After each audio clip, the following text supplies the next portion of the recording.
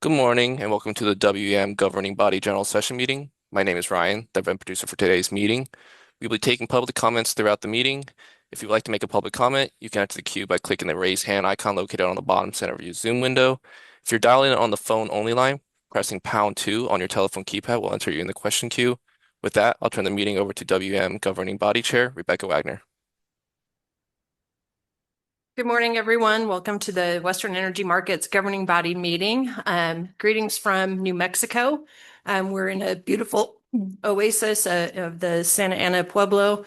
And as you all know, the governing body does a regional meeting each year to get us out of our daily bubbles and out among the folks, the participants, our stakeholders in the region.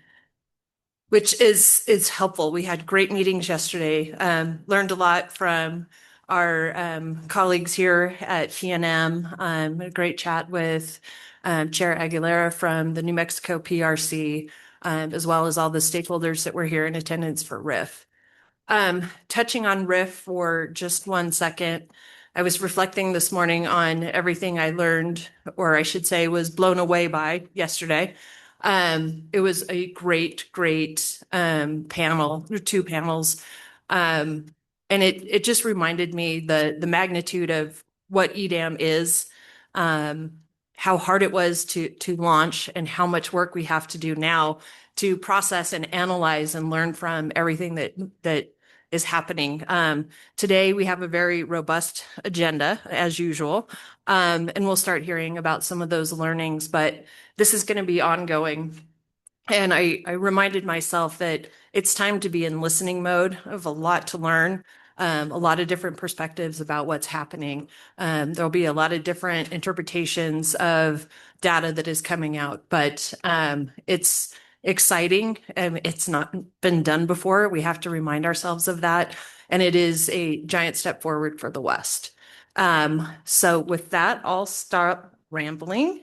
But I do have to note that all of the governing body members are in blue and almost everyone on the dais. We did not coordinate that. Let's see. Yeah. We never tell Anna what's really going on. So I'll turn it back to Greg Fisher. Thank you, Rebecca. Good morning, everyone. I'm going to take roll call first, and I'll explain the public comment process very briefly. First of all, Chair Wagner. Here. Vice Chair Campbell. Here. Member Decker. Here. Member Kanzioka. Here. And Member Smith. Here. All right, we have a quorum. As Ryan explained, we have a public comment process. For those of you in the room, there are public comment cards located in the rear of the room. Please fill those out. For anybody virtual, Ryan has explained, you can raise your hand in Zoom, or on the phone, you can dial #2. Chair Wagner, turn back to you. Thank you, Greg. Next agenda item is general public comment for items on the consent agenda or for matters that are not otherwise on this agenda. Greg, are there any public comment letters? There are none. Thank you. Okay. Let's go ahead and seek public comment in the room. Do we have any public comment in the room? We do not. And we'll turn to the operator to let the virtual attendees know how to, or inform them how to provide public comment if they have any. Sure. To enter the question queue, click the Zoom raise hand icon located on the bottom center of the Zoom window. For those not logged into Zoom and are just dialed in on the phone, dialing #2 will enter you in the question queue. You will hear a beep tone when you're unmuted. At that time, please state your name and affiliation first before asking your question.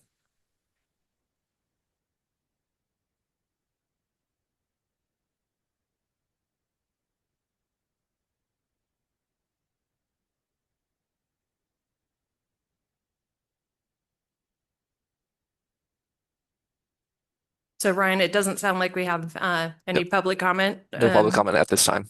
Okay, great. Thank you. Appreciate that. Next, I'll turn it back to Greg Fisher for our decision agenda. Great, thank you. So this is the consent agenda for the minutes for June 7. I'm sorry, the minutes that we're asking for is a motion to as follows. Moved that the WM governing body approves the June 17, 2026 consent agenda. So moved. And I'll second. And all in favor? Aye. Any opposed? The motion carries. Thank you. Thanks, Greg. Next, we'll turn to CEO remarks. Elliot? Okay. Thank you, Chair Wagner, and good morning, members of the governing body and everybody here. My very brief comments this morning, I think, are going to be very in line with the sentiments expressed by Chair Wagner. First of all, just wonderful to be here in beautiful New Mexico, and just to reflect on many of the very positive things that have been going on in recent weeks. Of course, all of us are still just so pleased with the really solid launch of the extended day ahead market. It's been remarkable these first several weeks just to watch everything, the basic market mechanics and everybody leaning in to learn from the very early stages of this new market. It's been incredible to watch the teams. Another round of hats off to the Pacific Core team that worked so hard, of course, our group, and we're now, of course, in parallel operations with Portland General getting ready for their launch in October, and even peering around the corner to 2027 with a number of additional implementations. So it's been a great start. Obviously, there is continued work to do. The teams, there really has been no rest for the weary. Not only, as we know from yesterday's RIF discussion, thinking about the next stages of evolution of the market, but working on settlements and dotting I's and crossing T's and just leaning in to make sure that the implementation continues to go as smoothly as possible. So thanks to all of you that are working so hard on all those different fronts.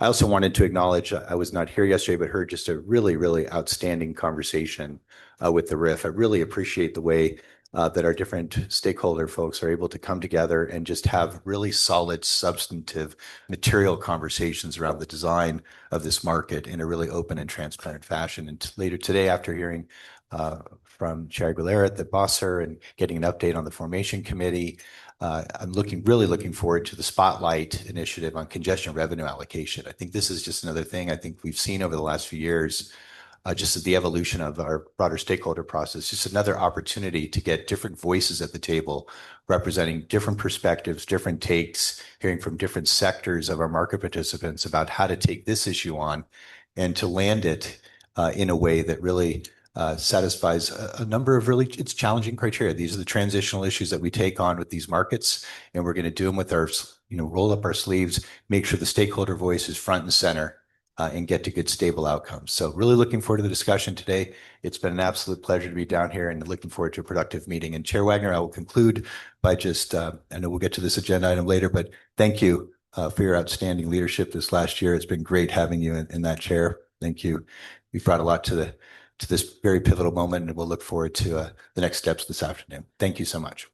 Thanks, Elliot. I forgot to say in my opening remarks, that's the last you'll hear of me making opening remarks. This is my last meeting as chair. We will do the coronation in a little while. Turning next to our agenda item is body of state regulators update. Chair Aguilera. Good morning. Can you hear me? Yeah. Not on the mic. Maybe it'll warm up as you start talking. It's on. Yeah, there you go. Okay, there we go. So good morning, Chair Wagner and Vice Chair Campbell and members of the governing body.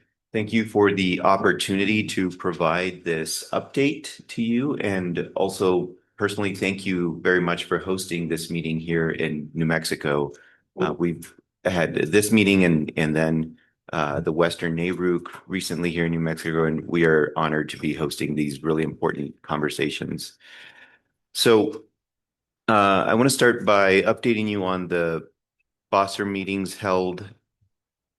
I'm sorry. 1 second, I have the wrong notes in front of me.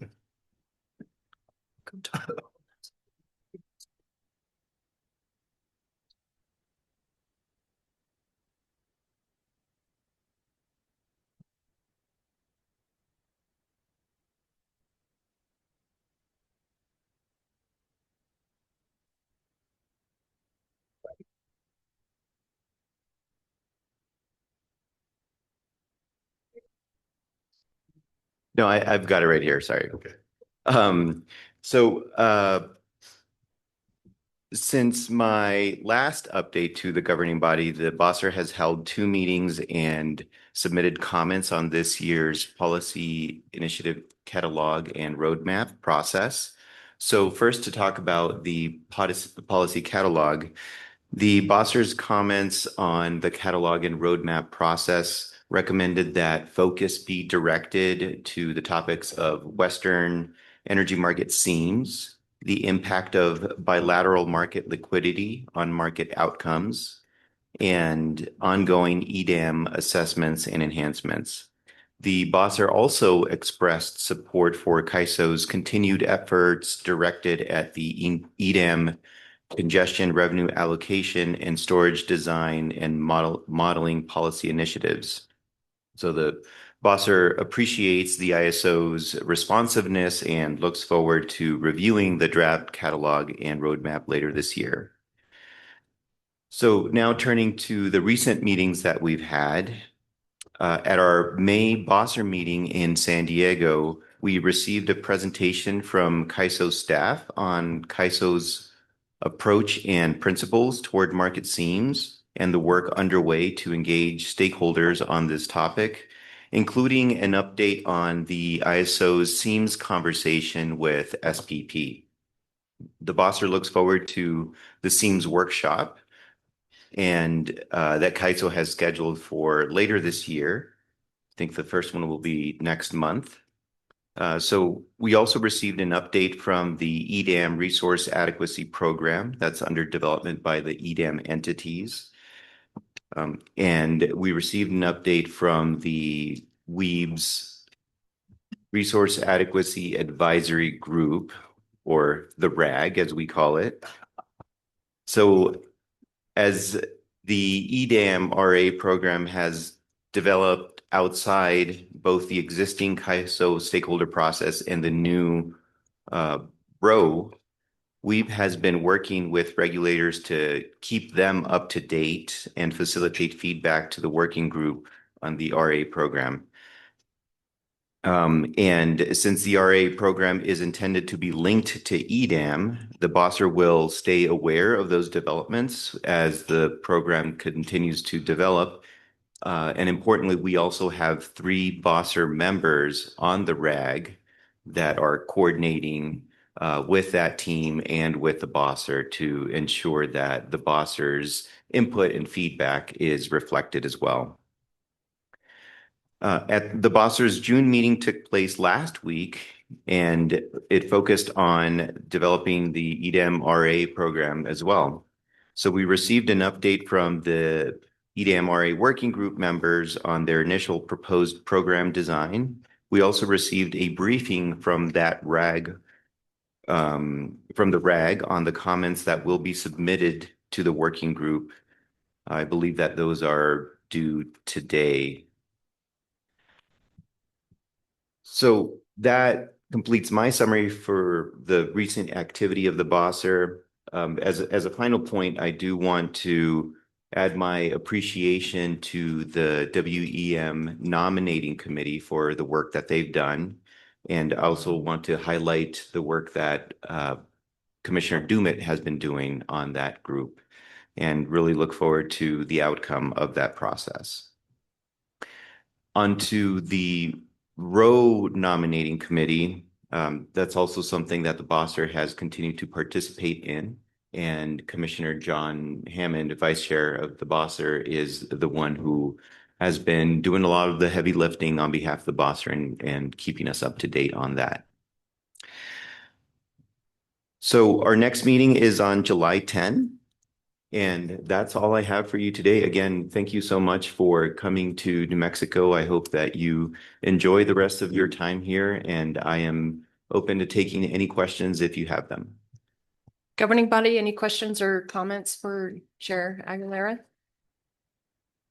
No, seeing none. Thank you so much. And thanks for being a great host a couple of weeks ago and giving us a good reason to come here. It's been a great trip. We'll turn now to our next agenda item, which is the Regional Issues Forum update. And I'll turn it to our RIF chair, Lindsay Schleckaway from NV Energy. Thank you. Good morning, Chair Wagner, Vice Chair Campbell, and members of the governing body. We convened our second meeting of the RIF of 2026 yesterday, and so I'll provide a brief update of that meeting. The meeting opened with a panel discussion on the day-ahead market enhancements and extended day-ahead market implementation and launch. CAISO began the discussion with an overview of the implementation efforts and market launch activities.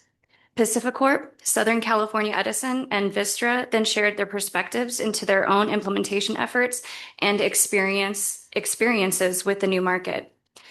Panelists highlighted challenges addressed to date, lessons learned, and key insights from the launch process.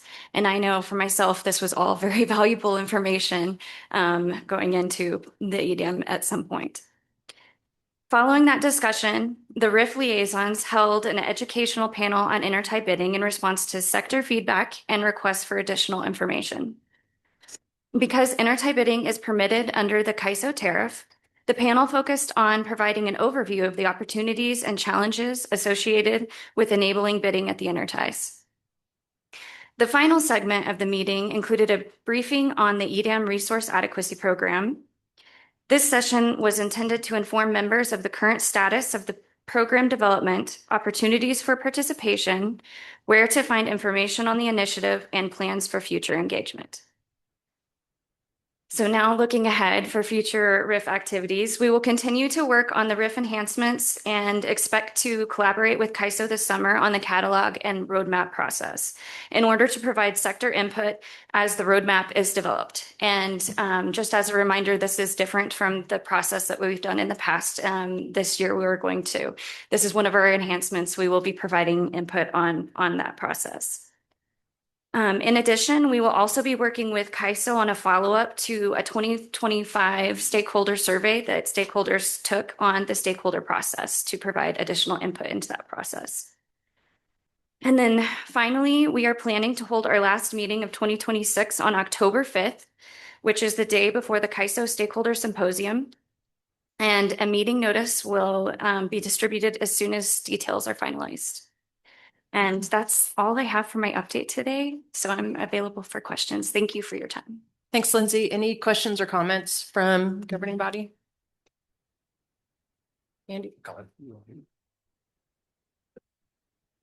Thank you, Lindsay. I definitely wanted to share just the appreciation for the RIF conversations yesterday, just seeing not just great presentations, but kind of the crosstalk and dialogue happening between stakeholders. That's really such a valuable part of this, especially around these really complex issues that require kind of a period of usually people going in their own camps and then sort of gradually figuring out where folks can come back together. I think that's really important there.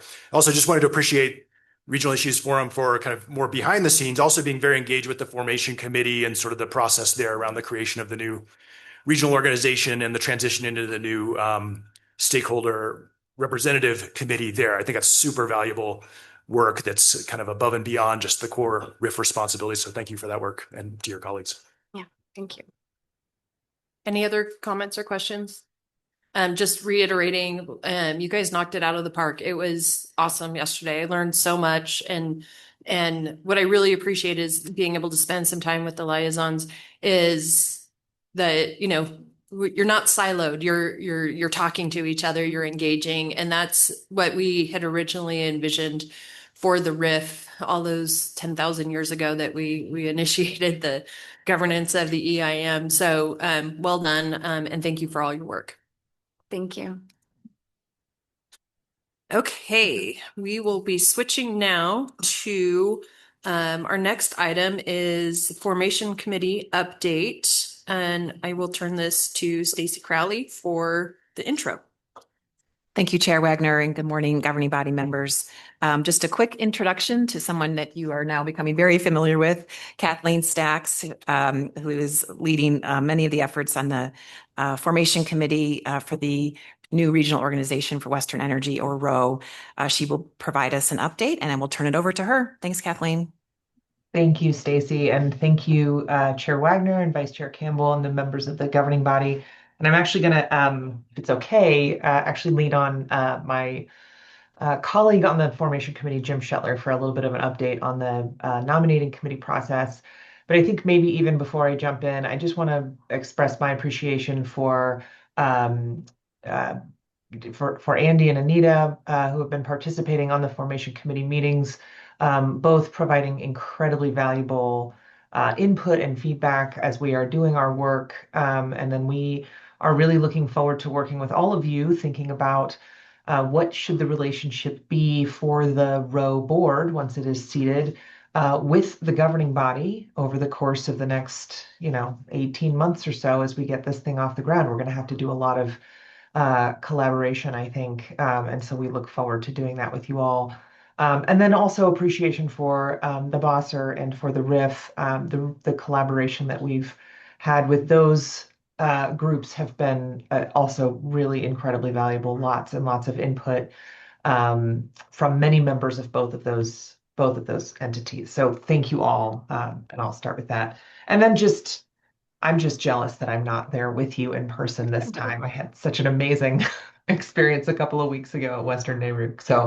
Um, so with that, let's go ahead and go to the next slide. And I'm going to, Jim, if you're available, I'll pass it over to you to provide an update on behalf of the nominating committee. Jim is our representative from the formation board on the nominating committee. So Jim, thank you for stepping in. Thank you, Kathleen, and good morning, members. Glad to be engaged. I wish I was with you as well. Just a quick update. We are in the outreach mode right now for the nominating committee process. Our placement firm is actively looking and engaging with potential candidates. To date, they've identified well over 60 candidates that they view as viable for the new board. We will be in the outreach efforts now through the end of June, and then we will be looking at Lyceum, our placement firm, developing a long list, and then through July, working with the nominating committee, narrowing that down to a short list with interviews in August and September. And our goal is to be able to have the formation board by the end of September, hopefully approve the slate of candidates so that we can get the board seated in October. And that's kind of a high level of where we're at. It's very exciting. And the good news, there is a lot of interest out there in participation on this board. Be happy to take any questions. Yeah, we have a question from Vice Chair Campbell. Thank you, Jim. Just looking at the timeline, this is really, I imagine, helpful to folks to see the detail here. If one is a stakeholder, when would one expect to have an opportunity to provide input to their nominating committee representative? Like, where's that fit in the process? So the individual nominating committee representatives are reaching out to their stakeholders, and we have allowed the individual representatives to decide how best to do that. Some are holding meetings, some are doing that via email, but they are very actively engaging with their stakeholders and getting input. And that will include review of the lists and input on and comments on that. Thank you. Any other questions for Jim? Okay. Thanks, Jim. All right, we can go to yes, thank you. So I just wanted to provide some updates on some of the work groups that we've got going on. And again, another opportunity for appreciation of many members of the CAISO staff who have been participating and supporting and providing technical input to a lot of the work groups that we've been convening over the last year or so now, it feels like. So starting with the finance work group, there's a handful of different items that we're covering in this particular work group. One of those is sort of finalizing the loan from the bank, recognizing that the CAISO has filed the tariff changes with FERC that enable this structure to move forward. We're kind of waiting for that, and then the idea is that we will be working with the CAISO to figure out which bank we're getting the loan from, and then it will be up to the initial board once they are seated to execute those loan documents with the CAISO as well. So that is underway and making progress. We're also within this work group developing a draft budget for the row for 27 and 28, and looking at how the row and the CAISO budget processes will work together and how we end up with um, something that takes into account the expenses and the work that's being done for both organizations, specific to the markets that the row will oversee. So those are conversations that are pretty that are very much at the beginning, but again, really appreciate the collaboration with the CAISO team to figure out how all of that is going to work. Next slide, please.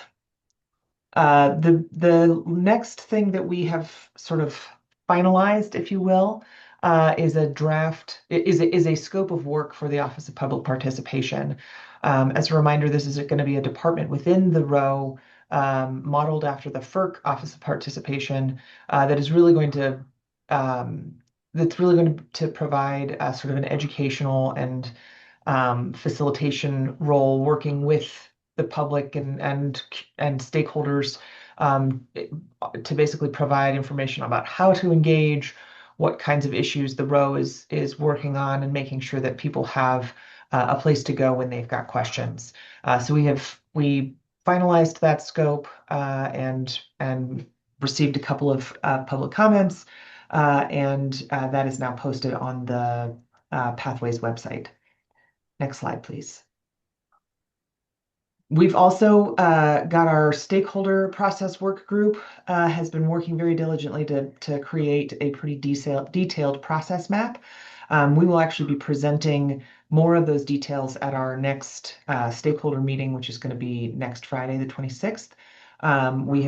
We put a lot of meat on the bones of the catalog and roadmap process and the stakeholder initiative process. We're working now on the remand and significant opposition construct. This was an area where we had some question marks for ourselves in the final proposal. So we've got a stakeholder work group working on those. And again, this is an area where we've got several of the RIF liaisons participating in those work groups. So a lot of collaboration between those two groups. The next work group is our tribal engagement work group. We have had some really, I think, productive conversations with some tribal representatives from across the West. We've got a very active work group to this end, and really trying to explore sort of where to begin, and how do we create an engagement structure that recognizes the sovereign government status of tribes, as well as the different functions that tribes may have within markets. So, for example, those that have tribal utilities, some that have generation resources, large customers. So there's different ways and functions that tribes may be able to engage, and we're trying to figure out what is the best way to set that up. So again, at kind of the beginning of these conversations, but really productive so far. And I think this is going to be something where we end up recommending to the row board that they just create space to make adjustments to accommodate whatever the best ways for engagement as we work on those with tribal representatives over the coming months. Next, yeah, thank you.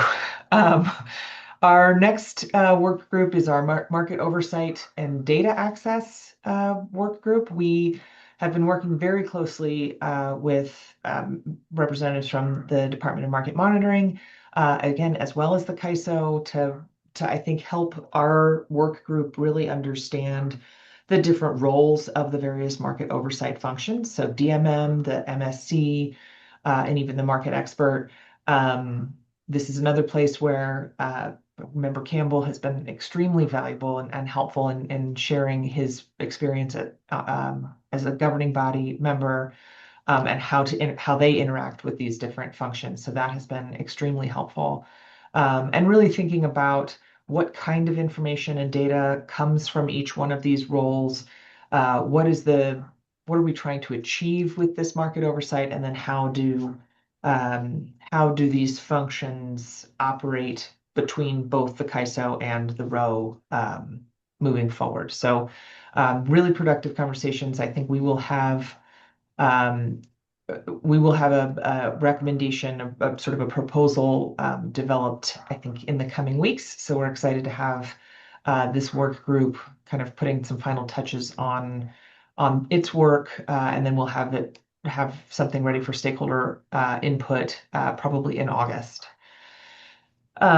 The next work group is our regulatory structure work group. This is one where we are really working, again, very closely with the CAISO team to explore what the relationship between the RO, the CAISO, and FERC should look like, and thinking about this is where the conversations about the tariff and the contract between the RO and the CAISO are really happening. And what we're really doing right now is kind of a mapping exercise of what needs to go in each one of these documents, just as far as the relationship between the organizations and then the relationship between the documents themselves.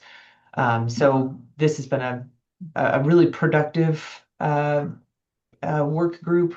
And really do appreciate the coordination with the CAISO. This is really going to be um, the sort of foundation for how the exercise of 205 rights happens. Next slide, please. So this is, I think I shared this with you all last time. These are our swim lanes. This is all the work streams that we have going on, and kind of the timing that we are anticipating this work happening. And you can kind of see we've got a line on the left for today. We've got our estimated timing for board seating, and then our goal of filing the requisite documents with FERC in late Q2 of 2027. So some of this work will be continuing beyond that FERC filing because they're not things that need to necessarily end up at FERC.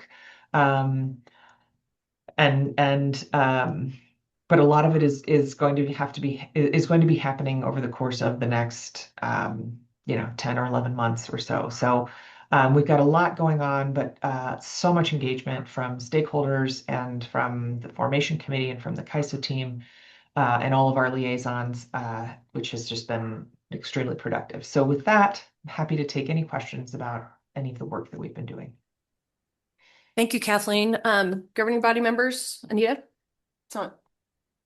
Kathleen, thank you for the update, and just being a liaison for the formation committee, we get to hear a lot of information. But I think the thing I'm curious about, particularly in regard to the stakeholder process, so there's this transitional process, and there seems like there's going to be some natural overlap just as we go through a calendar year between what the RIF is doing with the roadmap and the initiatives and the ISO, and then what the new stakeholder process will look like. And at some point, it would be good to be able to see those plotted together, so it's more clear about in what quarters are we going to see this kind of dual operations between the RIF and the proposed SRC. And particularly for stakeholders, I think it would be helpful for them to be able to start seeing that, because we're already down to like 15 months. And this stuff is going to come really fast. And so things like that, I think, would be really helpful. Thanks, Anita. I think that's a great suggestion. And I think we really, there's a couple of pieces there that we really do, I think, need to map out. One is the CAISO's road catalog and roadmap process over the course of 2027 that will inform, obviously, the 2028 plan, which will be, part of the rows. So how does the row engage in that, and what is the timing, and how does that relationship work with the RIF, and as we're starting to build our sort of stakeholder muscle at the row. But then there's also an actual stakeholder process that the row is going to have to run for initiatives like a row tariff or the RA program potentially. And so recognizing that that's going to be a row-driven process, how does that overlay on these other processes, and how are we doing coordination with stakeholders, and is there a role for the RIF? I think these are all these are all conversations that we're just now starting. And I think, but I do think mapping it out will be something that we can probably do pretty quickly, and is a great suggestion. So thank you. Any other comments or questions? Kathleen, just along the same vein, I've been thinking about the Bosser and how there's going to be overlap there. So do you have any initial thoughts on what that looks like, or is that something you guys are percolating on? We are percolating on it, and I think the good thing is that we've started conversations with the WEB staff to have them start thinking about it as well.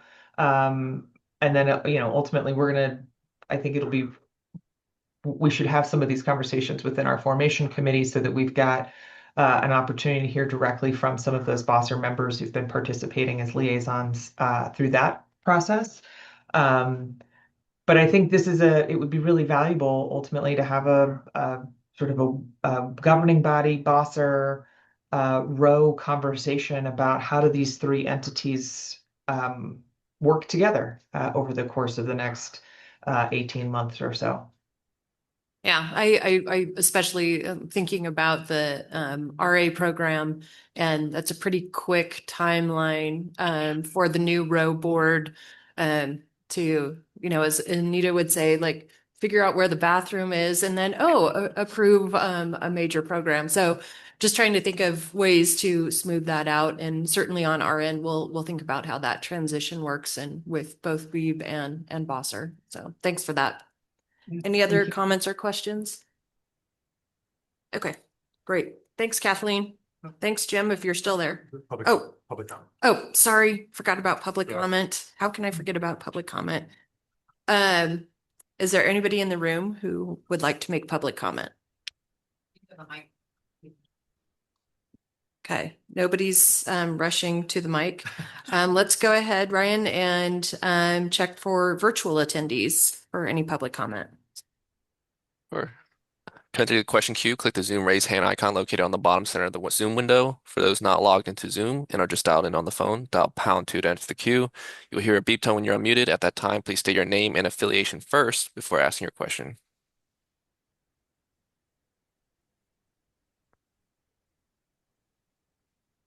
No public comment at this time. Thank you. Now we're going to move on to our next agenda item, which is the briefing on Westwide transmission activities. And I'm assuming that Mr. Miller is virtual. Yep. Good morning. Good morning, Neil. We Can kind I of be miss you heard? here. Yes, we can hear you. I'm sorry I wasn't able to be there. It sounds like everyone's having a really good time. But anyway, thank you for giving me the chance to participate virtually here and give a quick update on our transmission planning activities, especially where it touches on some of the Westwide activities. So if you will, I'll just dive right in. I believe we have a deck. Oh, there it is. Great.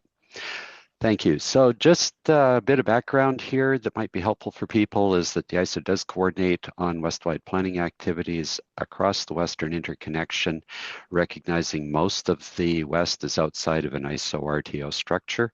There are now, of course, 4 separate interregional planning areas as FERC Order 1000 defines a planning region or planning area that involves the annual exchange of information and annual public coordination meetings.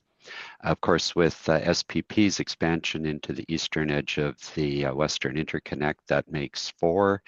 And while the ISO isn't a direct neighbor of any of the systems that are in the SPP footprint now, the one process that we were using to coordinate with our other 2 neighbors has now been expanded to include SPP as well, so that there's one single coordination meeting and so forth to make that as straightforward as possible for our stakeholders. Of course, the interregional coordination framework has been very effective at the information exchange, but less so on actually advancing transmission projects. So that's why we have been exploring other alternatives, including the subscriber participating transmission owner model and state voluntary agreement processes. If I could move to the next slide, please. So some of those other processes, there's a fairly large list here of other ways we've been trying to coordinate with the neighbors across the West. Besides the FERC Order 1000 process, we've also been very actively participating in the West Tech, the Western Transmission Expansion Coalition effort, also having informal discussions with our transmission planning peers and working to advance projects through bilateral efforts when that would help.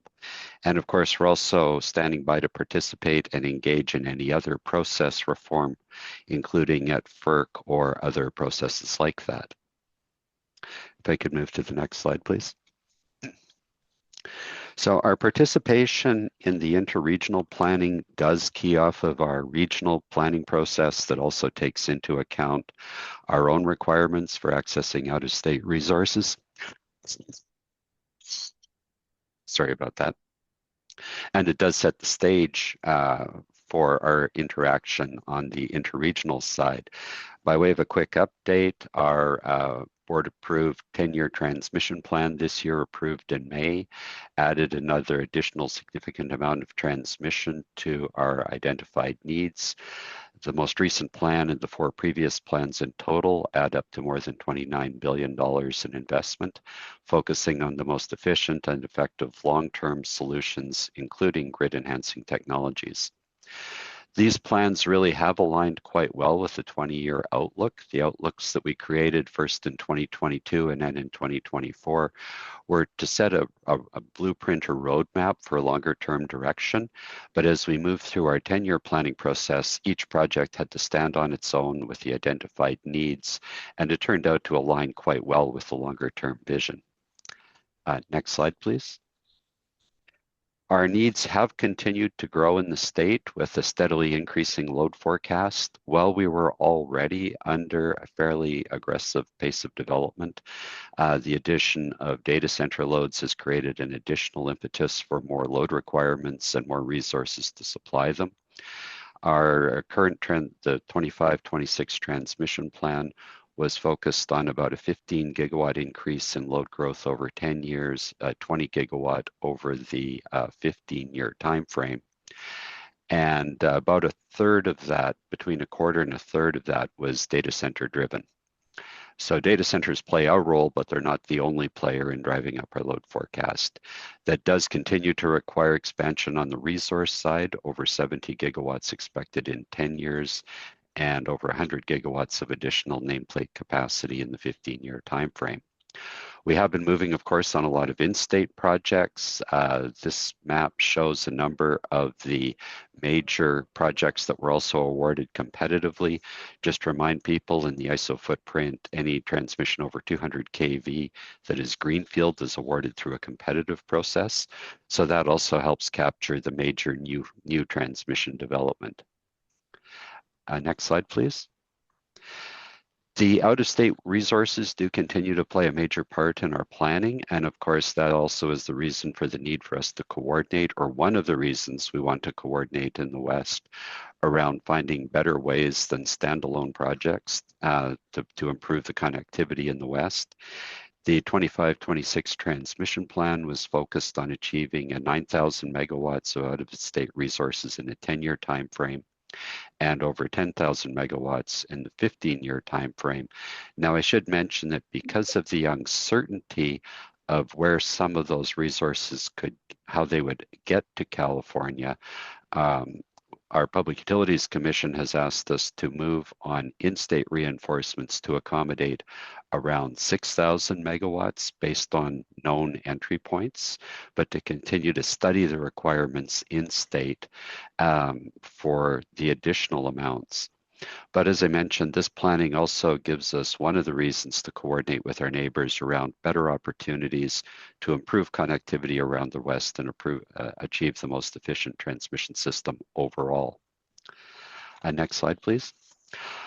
On this map, we've set out a number of the significant projects that we're aware of and tracking. I don't want I don't want anyone whose project may not have been on this list to feel excluded. These are simply the major projects that we're aware of and that we're tracking.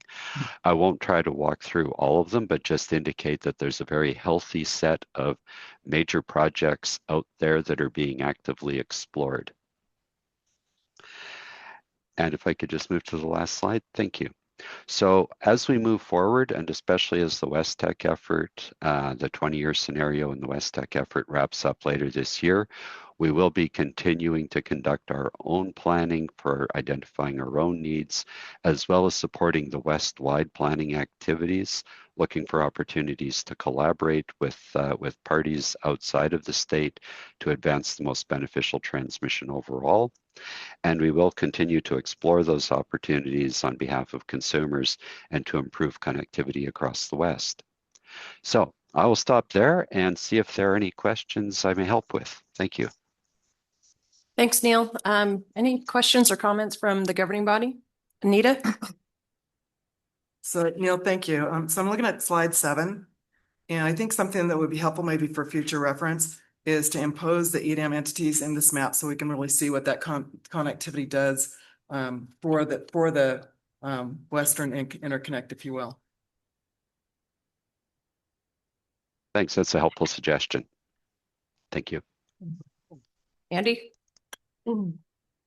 Thank you, Neil. So thinking about some of the big interregional superhighways that go through California, I was excited to see identified need for Path 1626 corridor upgrade. Could you say a little bit more about the dynamics in terms of that becoming a real project? Oh, I'd be happy to, yes. So over the last number of years, well, every year we've included in our economic studies our forecast based on how we expect congestion to materialize in the transmission system, recognizing that the transmission required to mitigate it is not inexpensive. So every year we've been looking at, we do a study of where, based on expected system development and resource development, congestion is likely to occur in what volumes. And we've been tracking Path 15 and Path 26 for many years now, also trying to reconcile that against actual congestion that's been occurring in the real-time market. Now, in this year's plan, we were finally able to cross that threshold where we believe we've demonstrated that the cost of upgrading those paths is supported by the congestion that it would alleviate. Our analysis is done from the basis of the ISO ratepayer, about looking at the impact, recognizing that the cost of the transmission would ultimately be recovered through our high voltage transmission access charges. So we do this analysis from a ratepayer perspective. This year's studies demonstrated, and our board approved this case, that the case is now there to move forward with upgrades. Now, we did not ask our board to specifically approve a project to move forward in this cycle, because these upgrades will impact the entire 500 kV corridor and have secondary effects on the underlying transmission system. And this, putting it bluntly, it is the backbone. So we did recognize that there was the need for some very specific and more detailed engineering studies on the impact this transmission would have on the rest of the grid that it would connect to and that it would overlay. And we did need the additional time for the transmission owners to conduct that more detailed engineering analysis so that we were aware of all of the consequences when we move forward with the project. So we asked our board to approve the need for the project now, but to defer moving forward with approval for a specific project until the next planning cycle, once we have the benefit of that additional engineering study. So, but we do think that providing the certainty now that we are moving forward was the right thing to do for the industry. Thank you. Deborah? Oh, right. Okay, I'm on. So one is a quick question, Neil. So are you guys doing any work or having any conversations with the folks from the Western Transmission Consortium? Oh, yes, there are a number of different conversations going on about possibilities, and that's, just part of the current overlay now. Do you see that as a future benefit to the region? It has potential. There are different ways to move forward. So we're trying to support as many of these as we can. Gotcha. So here's my other question, and I'm going to try and say this right, and I may say it wrong. So I'm trying to understand. So when we look at future transmission builds in your 10-year plan or your 20-year framework, how much of the EDAM value is dependent on future transmission builds? Well, I think there are two ways to look at this. One is that when we're doing the long-term transmission planning, we try to look at the fundamentals, recognizing that we're building assets that will be there for 40, 50, 60 years.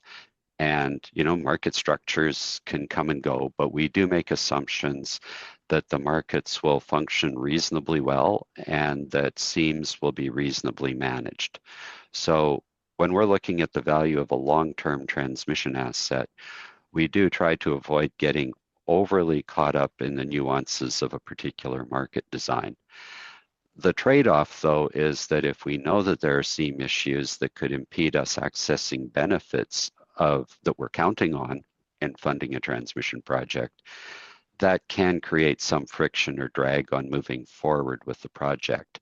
Now, stepping back though and looking at it the other way, if we do see that we are moving forward with a transmission project, the improved connectivity will clearly help the markets in the West, even if the transmission was being built for some other purpose. I think SWIP North is an excellent example of that we were able to demonstrate the need for the ISO participation in the SWIP North transmission project from a basis of resource access called upon to meet our specific needs. But we were also very aware, and our studies also demonstrated significant market advantage in addition to the resource development options that it created. Now, we haven't been trying in our transmission planning to point out market-specific benefits, but more consumer benefits overall. Sorry for the long-winded answer there, but there are a few different ways of coming at that I wanted to be clear on. No, that was helpful. Thank you very much. Mark Profiter, could I just add from the opposite? I think you were asking, well, how do EDAM benefits accrue as the transmission plan evolves and changes? My experience has been that generally when people evaluate EDAM future benefits, they do it based on a near term, what's the transmission system today, and then anticipate a future case with kind of approved or anticipated transmission upgrades in place. I think as a general matter, the transmission breaking down, building more transfer capability increases the benefits of EDAM benefits. Exactly who gets those and where they accrue to depends on the specific transmission upgrade. Yeah. Thanks, Mark. I'll just add one last point on that slide that Anita asked a question about. I like that's a good suggestion to superimpose the EDAM map. But if you look at the significant amount of the major segments of transmission that are being built and have been approved, and the way they are just outstanding pieces of interconnectivity that really underlie the EDAM footprint. I mean, the SWIP North line, just right across, through California and Nevada, up into the Eastern Columbia Plateau. Obviously, a lot of transmission being developed here in New Mexico. The gateway projects, obviously NV Energy's work. So you're seeing the laying down of transmission infrastructure that is going to add a ton more liquidity to the market, and liquidity is always just a huge variable. So it's exciting to see some construction happening. Thank you. Any other comments or questions from the governing body? Now we'll turn to public comment. Any public comment in the room? No one's coming forward. Let's turn to our virtual attendees. Is there anybody wishing to make public comment online? To enter the question queue, click the Zoom raise hand icon located on the bottom center of the Zoom window. You'll hear a beep tone when you're unmuted. At that time, please state your name and affiliation first before asking your question.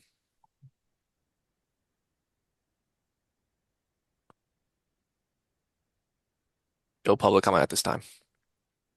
Thank you, Ryan. Next item up, I can't see.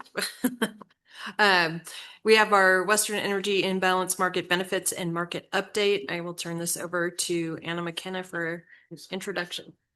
Thank you, Chair Wagner. Good morning, governing body members. Good morning, members of the public, colleagues. I have the pleasure today to introduce Guillermo Bautista. He will be presenting to you this year's 2026 first quarter benefits. And with that, I'll ask Guillermo to provide us the briefing. Thank you, Anna, for the introduction. Good morning, Chair Wagner, Vice Chair Campbell, members of the governing body. It's my pleasure to be here today in beautiful New Mexico and in person to give you an update regarding the benefits for the first quarter of 2026. This is an update that obviously doesn't account yet for the introduction of the new entities. We are going to be reporting on the additional benefits accrued with the two new entities joining the imbalanced energy market in May until we cover the second quarter of the benefits. For the first quarter of 2026, we have a total gross economic benefit of $382 million. This is accrued over the 3-month period of the first quarter and across the different balancing areas that we have as part of the energy imbalance market.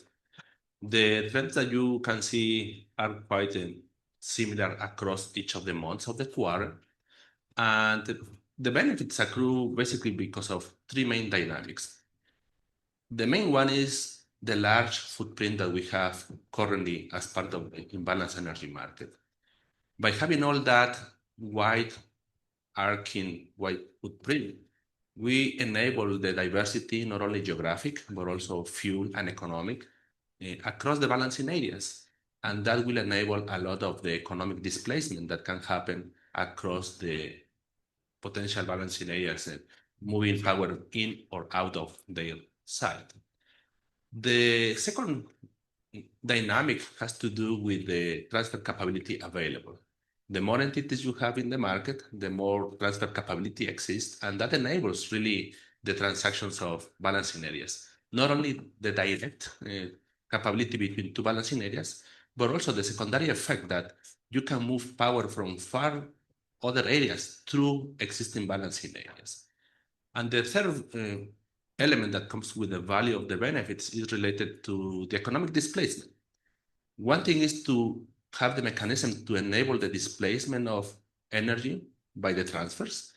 But at the end of the day, it matters what is the energy being displaced. We may have typically expensive generation in certain areas that now doesn't have to be dispatched because there are cheaper supply in other balancing areas that can come through precisely the balancing, the transfer capability. We can move to the next slide, please. With the first quarter numbers, we are at a total of $8.6 billion since the inception of the Western Energy Imbalance Market. This is such a powerful testament of the great benefit that the centralized energy market can bring to the participating areas. We have sustained this high level of quarterly benefits for a long time, since basically early 2022. And it consistently reaches the level of over $300 million per quarter. So that means that basically every year we are in excess of $1 billion.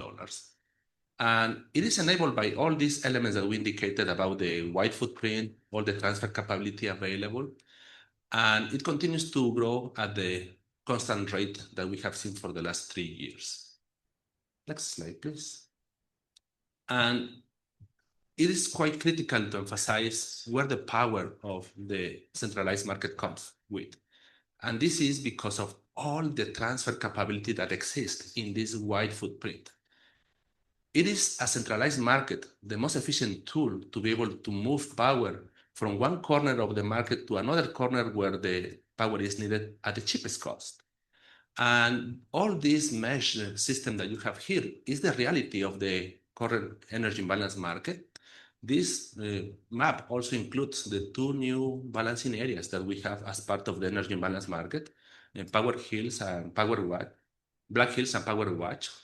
And they have now transfer capabilities with Pacific Corporation East and Northwestern Montana.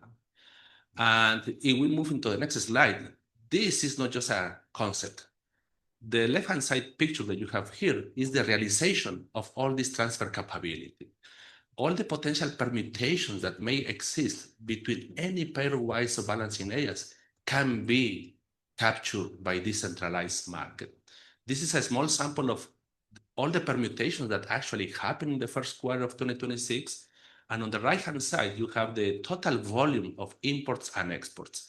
You can see that basically all the balancing areas have at some point transfers moving in or out of their corresponding area.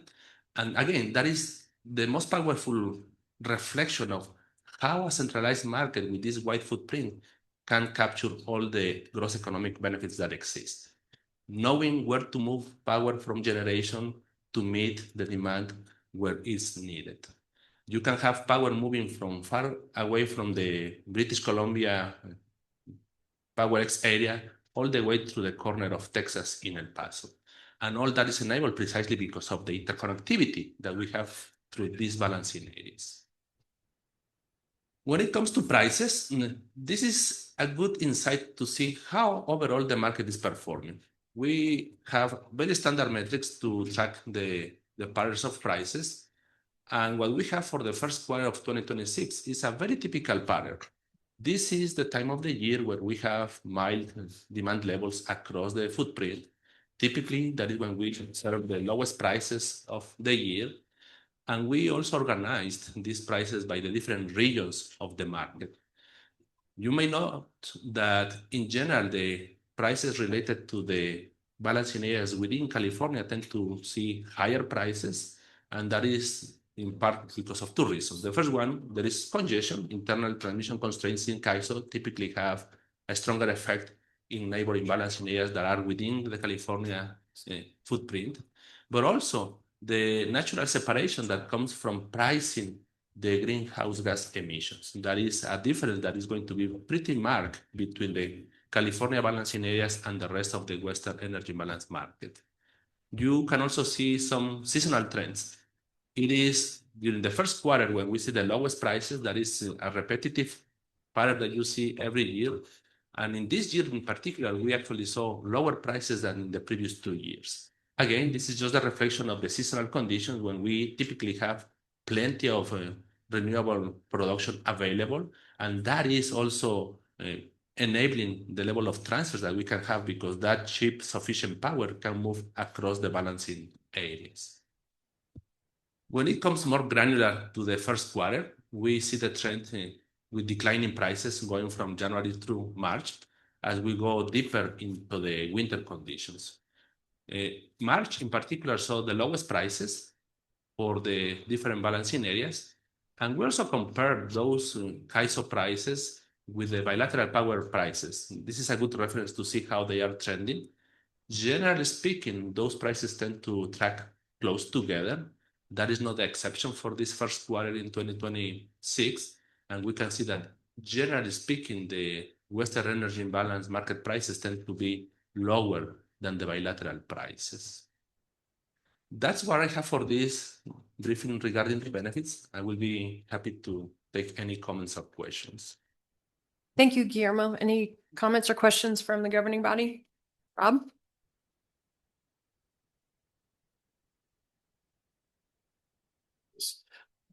Guillermo, as usual, thank you for your updates and presentation. I always find this information very, very informative. You know, there's a lot of sausage making that goes on to get to where everything goes live. And this becomes sort of that macro analysis and outcome saying, this is what we get from doing all this work. And it's good to see this trend. And I know that, you know, the next milestone is 9 billion, but based on the projections of how we've been going quarter by quarter, I think it's good to see that we're likely to exceed 10 billion before Roe goes live. And I think that's going to be a major milestone. One question I have for you is if you can give us a bit of a teaser. I know we're going to hear from you next month, But could you provide any insights to what we might see next month when we see the analysis with our two new balancing authorities in there? Are you seeing any pickup in activity? Is there any types of jumps we're likely to see? Just anything you can share at this point, knowing you haven't done any analysis yet. Yeah. We have. But I tend to think that you've probably been monitoring this pretty closely. We do have the analysis. Obviously, we have to wait for all the process to take place to come publicly with the numbers. I can give you some preview of what we have seen so far. We have two new balancing areas joining the Western Energy Balance Market. One is Black Hills, and the second one is Power Watch. They joined the energy balance market back on May 6th. They have made transfer capabilities available with Black Hills is connected to Pac East Corporation, and Power Watch is connected to Northwestern Montana. We have seen first that there are transfer capabilities available. We have seen transfers reaching over 200 megawatts either direction for either of the two balancing areas. And obviously that gives you some hint that yes, there will be benefits accrue because we see that economic activity happen. That is just the natural consequence of being part of the Western Energy Balance Market. When it comes to participation, we have seen also typical prices. They are in the same pool of the rest of the market. In general, for Black Hills, we see prices under $20 in either the 15 or the 5-minute market. For Power Watch, their prices are actually a bit lower. They are in the range of $10. Is still a reflection of the abundant power supply that we have for this time of the year. When it comes to the participation of the market, we have also seen that they are very good at passing the resource efficiency evaluation, meaning they are making the effort to bring with all the supply that is needed to be able to meet their load obligation, but also the flexibility obligation that they need to meet. And when it comes to the benefits, we do have the benefits estimated for May. I will hold these numbers until they are fully vetted, but I can tell you they are non-zero. Very happy to show that it's going to be a very attractive proposition to show in the next report. I appreciate the precision of that delivery. Do you have a like crystal ball over there? A lot of questions I'd ask. I know. Is my flight going to be on time tonight? No. Any other comments or questions from the governing body? Andy. Thank you, Guillermo. I think, like Member Conziolco was pointing out, I mean, it's great to get this macro view. Something I find is each quarter I become fixated on a different graphic.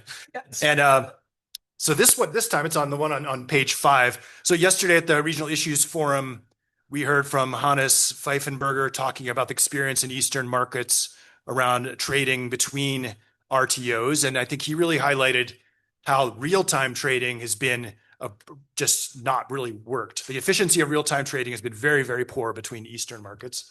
And so I was very attentive to that. Sometimes power flows going in the wrong direction, even from high prices to low prices, and really kind of sort of nonsensical from a economic efficiency standpoint. So something I was just fixated on with this graph, which is not a great news story, actually, is just I love how this shows the graph on the left, the chart, who's transferring to whom in both directions. And my observation, there are a lot of flows in the real-time market between entities committed to EDAM and entities who stated a commitment to Markets Plus. So that's really something kind of really points out a challenge ahead as if exits occur, and there's some real-time trading that's happened now. That's how are we going to sort of the collective figure out how to not lose all of these efficiencies and hopefully not even add efficiencies by having inefficient trading between those markets. So that's really an observation, just putting together yesterday's presentation and this graphic. Thank you for the comment. Any other questions or comments from the governing body? Okay, any public comment in the room? Okay, we'll go to virtual attendees.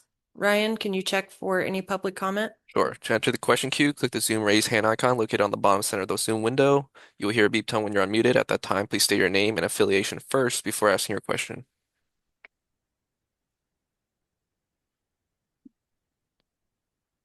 No public comment at this time. Okay, thank you. We're gonna have one more presentation and then we'll take a break, because I realize this is a really packed agenda with no breaks. And it's awkward for me to get up and run out of the room, in the middle of it, because it's all about me. I will turn it back to, Anna McKenna to reintroduce Guillermo and his crystal ball. Yeah, he does have a really good crystal ball, actually. Well, I'll introduce Guillermo again. Guillermo will now be providing you a market update. Some time ago, we committed to provide verbal market updates as we go through our governing body meetings, and this, I think, might be our second one that we're doing. I wanted to highlight that this one is focused on, well, has more emphasis on this little thing called EDAM that we just did earlier this year. And so you'll hear more about that in this particular update.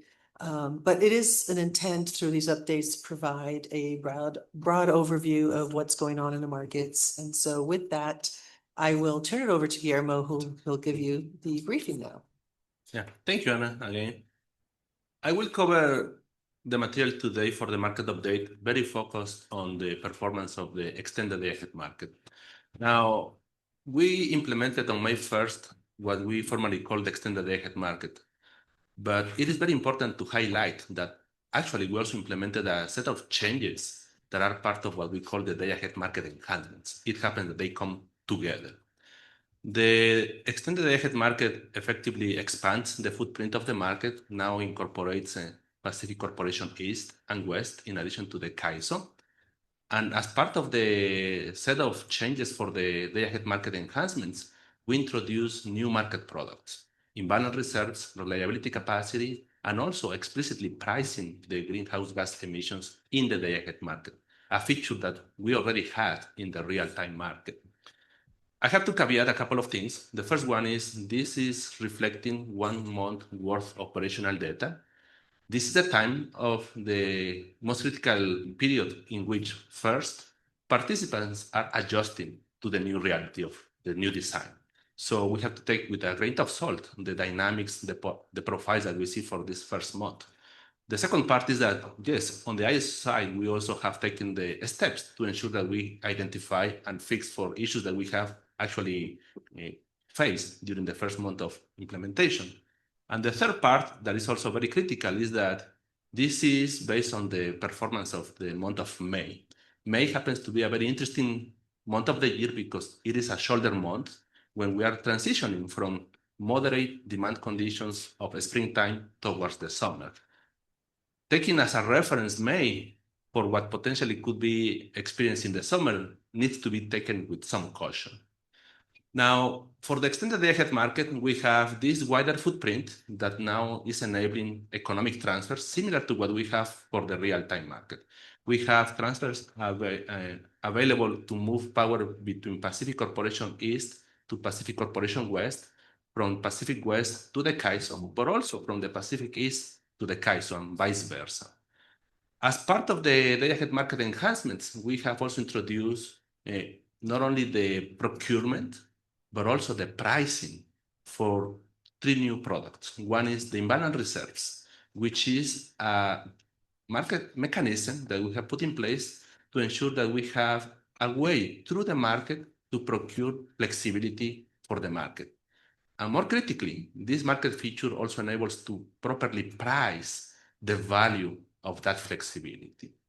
This is a superior solution to what historically we have done for the day-ahead market that relies on operational actions to secure that capacity. Now it is part of the extended day-ahead market solution. It is centrally and optimally procured together with other market products, and therefore it can provide a very explicit price signal of what the value of flexibility in the market is going to be. The second product is a reliability capacity. The day-ahead market is composed of a financial pass, the integrated forward market, but also a reliability pass. The difference between these two is that the financial market allows participants to bid in for the demand, how much they want to economically clear for their load obligation. When we move into the reliability process, we want to ensure that out of the day-ahead market, we have enough capacity to ensure that we can meet the load forecast. The amount of bidding demand that may clear in the financial market tends to be different to the load forecast. And the reliability capacity is this new market product that ensures that we can bridge the difference of how much additional capacity we need to secure out of the day-ahead market to meet the load forecast. We also have now an explicit product for reliability capacity, and that means there is a price signal that tells you what is the value for that service to be provided in the market. And we also have introduced the formulation of the greenhouse gas emission. This is a feature that is already in the real-time market. Now with the expansion of the day-ahead market, a natural consequence is that we have to account and price for that greenhouse gas emissions that has to be allocated to resources outside the California regulation area. Next slide, please. One of the critical practical aspects that was an area of interest through the implementation of this extended day-ahead market is, can we realistically be able to run the market on time? Historically, we have specific processes in place to run as part of the day-ahead market. With the implementation of the extended day-ahead market and the day-ahead market enhancements, we have not only increased the size of the problem that we have to solve in the day-ahead market, because now it has a wider footprint, it has additional constraints we have to solve, but also we have introduced new market products. So it is a much bigger and more complex problem to solve. In addition to that, we have also introduced new processes as part of the day-ahead process. For instance, one of the processes that we have introduced is the resource efficiency evaluation. Prior to actually starting the market, we have to run this process to ensure that each balancing area has sufficient capacity to meet its load obligation and the flexibility requirements. That takes not only additional time to solve, but it's also going to take into account what time is left for the remaining of the processes. We also have, as part of the reliability capacity product, a new market process.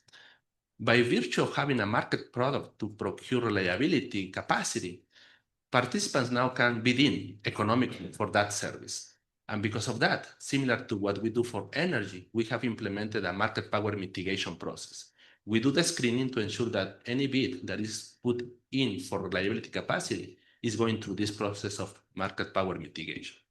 In short, you can see that we have not only larger, much complex problem to solve, but also additional processes. And we still have the goal of publishing results by 1 p.m. because that is the ideal time for participants to see the results, be able to prepare for the next day of operation.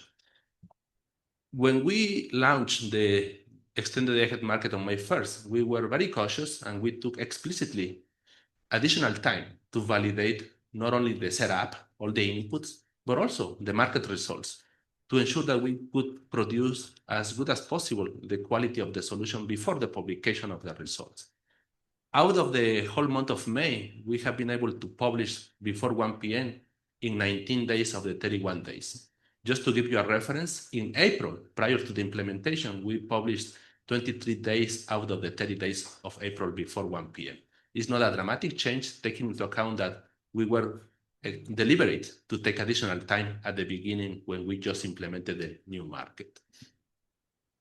And this is relevant because as part of one of the enhancements that is in the package of the day-ahead market enhancements, we have to consider what type of constraints we're going to be enforcing for imbalance reserves. And when you add more and more constraints, the time to find a solution is a factor.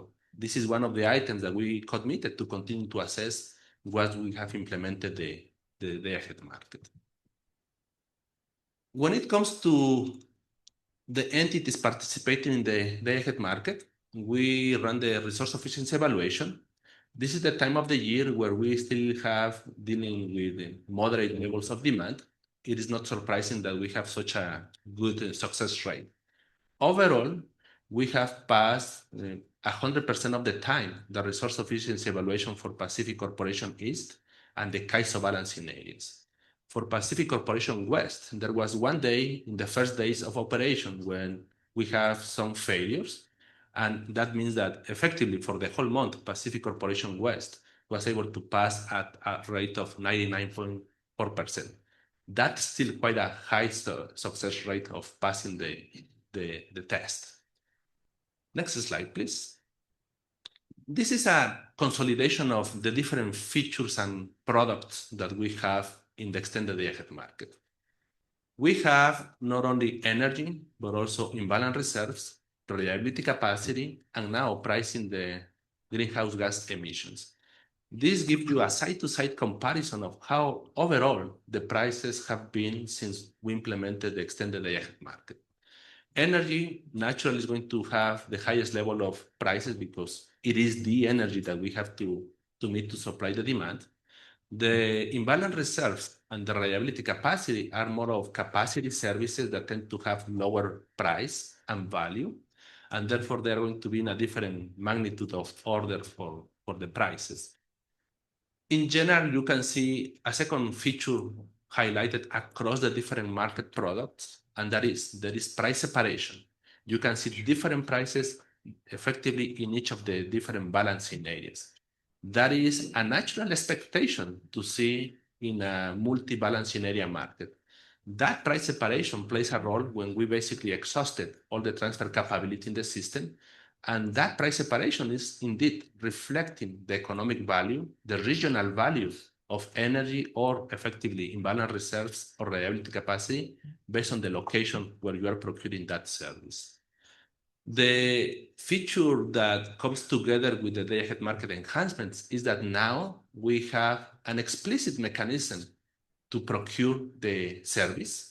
And more importantly, there is a price signal that explicitly tells you what the value for that capacity is in the system.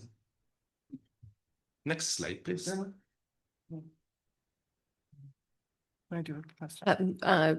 Anita has a question for you. Go ahead. Please. Just looking at just the energy price alone, is there a way to kind of impose what energy prices were? Because like where the others are new products, the energy price is still the energy price a year ago. So is there a way to at least, are we seeing energy price itself just go down or go up? Or is there, if you guys would give a thought to that comparison?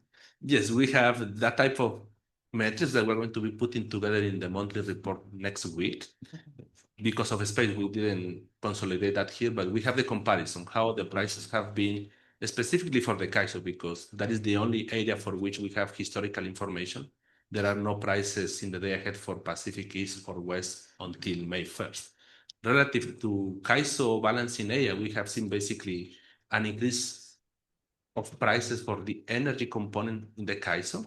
That is to some extent expected. First, because now we are clearing not only energy, but also imbalance reserves at the same time, and basically with the same supply available. That is going to put upward pressure on the prices, not only for energy, but also to price imbalance reserves. So to answer your question, we have seen a moderate increase of prices in the CAISO balancing area relative to April. We have to consider that there are many moving pieces, even between two adjacent months, between April and May. And that is a factor that we have to take with caution to not make absolute conclusions of what the price difference is. We have done indeed some counterfactual analysis by basically running the market of May without the feature that we have implemented, just to see in isolation what is the increase because of the new changes. And we do see a modest increase of prices for energy, for specifically the CAISO balancing area. Thank you. Following on the topic of energy prices, this is an outlet profile of the energy prices across the three balancing areas of the market. This is a very typical price shape for shoulder months, where we follow the trend of effectively the duck curve. We have modest prices, low prices in the middle of the day, given the abundant supply of renewable production. Prices tend to go higher in the morning and in the evening peaks just because of the ramping conditions that we have. And interesting enough here, you can see that that profile somehow follows across for the three balancing areas, not only for the CAISO balancing area that is so heavy in solar production. And the second part is the price separation. You can see that prices across each of the balancing areas have, even though the same profile, to some extent different magnitudes. And that is still, again, reflecting the economics of each region. Prices would be effectively the same if we have infinite amount of transfer capability, given the fact that we have still some limited transfer capability among the balancing areas. You expect to see that price separation happening between Pacific East, West, and the CAISO balancing areas. Next slide, please. Moving on to the new market product that we have.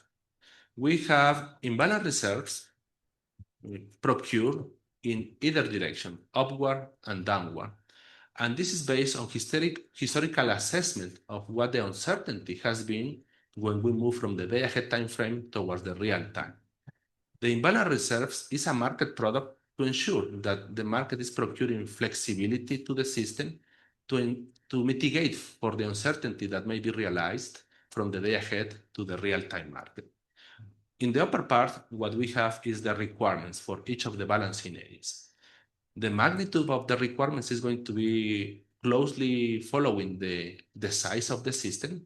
Naturally, the CAISO balancing area is going to have the highest level of requirements because of the size of the balancing area. And it could reach, on average, up to 3,500 megawatts in the peak times. Correspondingly, the requirements for PAC East tend to be up to 1,000 megawatts and is correspondingly to the size of its area. Pacific Corporation West, that is the smallest balancing area, tend to have a requirement that is on average about 200 megawatts. The interesting fact here is that the imbalance reserves show a very specific pattern. And that pattern is the flexibility needs are mainly during the morning and the evening ramps. And that is when our requirements tend to go higher. In the shoulder hours or even in the middle of the day, the requirements tend to be pretty low. When we see the corresponding clearing prices for imbalance reserves, not surprisingly, you are going to see a similar profile of those prices. Prices tend to increase when we have the highest requirements in the morning and evening peaks. Prices tend to be pretty low for the rest of the hours. And I would like to emphasize this dynamic because first, the prices seem to be quite moderate. We experienced some volatility in the first half of the month, given all the transitional conditions that we have. For the second half of the month, we have seen that prices have been pretty stable and have actually subsided. In general, reliability capacity prices tend to be actually pretty low. And when it comes to imbalance reserves, the story is pretty similar. Prior to the implementation of the extended day-ahead market, as we embark in this process of the configurable parameters, there was a lot of concerns from the market community about the potential implications of this new market product. We have, during this simulation period, some prices that tended to be quite high, and we tried to caution that these outcomes were based on the quality of the data that we have. We didn't have actual bids participating in the market yet. So it is good to see that once we have implemented the market and we have actual bids into the system, these concerns have not materialized. And also in part because of the transitional measures that we put in place to go live. We wanted to be cautious and have this ramping period with the more moderate conditions. And this has paid off because the results we have seen so far tend to be quite moderate. Next slide, please. When it comes to how we are procuring for these new products, this is a sample for a given day that is very typical for the whole month, and this is specific for the CAISO balancing area. How the flexibility needs are being met through the market. We have different technologies participating across the different products in the market, and specific to the imbalance reserves. When it comes to the CAISO balancing area, we see that gas tends to be providing quite a steady amount of flexibility to the system. When it comes to the middle of the day, midday hours, we tend to see that solar is able to procure part of the flexibility that is needed in the system. Interesting enough, there was also the item of how we would be operating storage resources. That was also a point of concern during the simulation period. And we are seeing that for at least the first month of operation, the utilization of storage resources to meet flexibility needs has been pretty targeted only to the morning and the evening periods. That is the area in green. And you can see that storage has a minimal procurement of flexibility for hour ending 8 and hour ending 18. That is exactly the peak times to meet the flexibility needs. Next slide, please.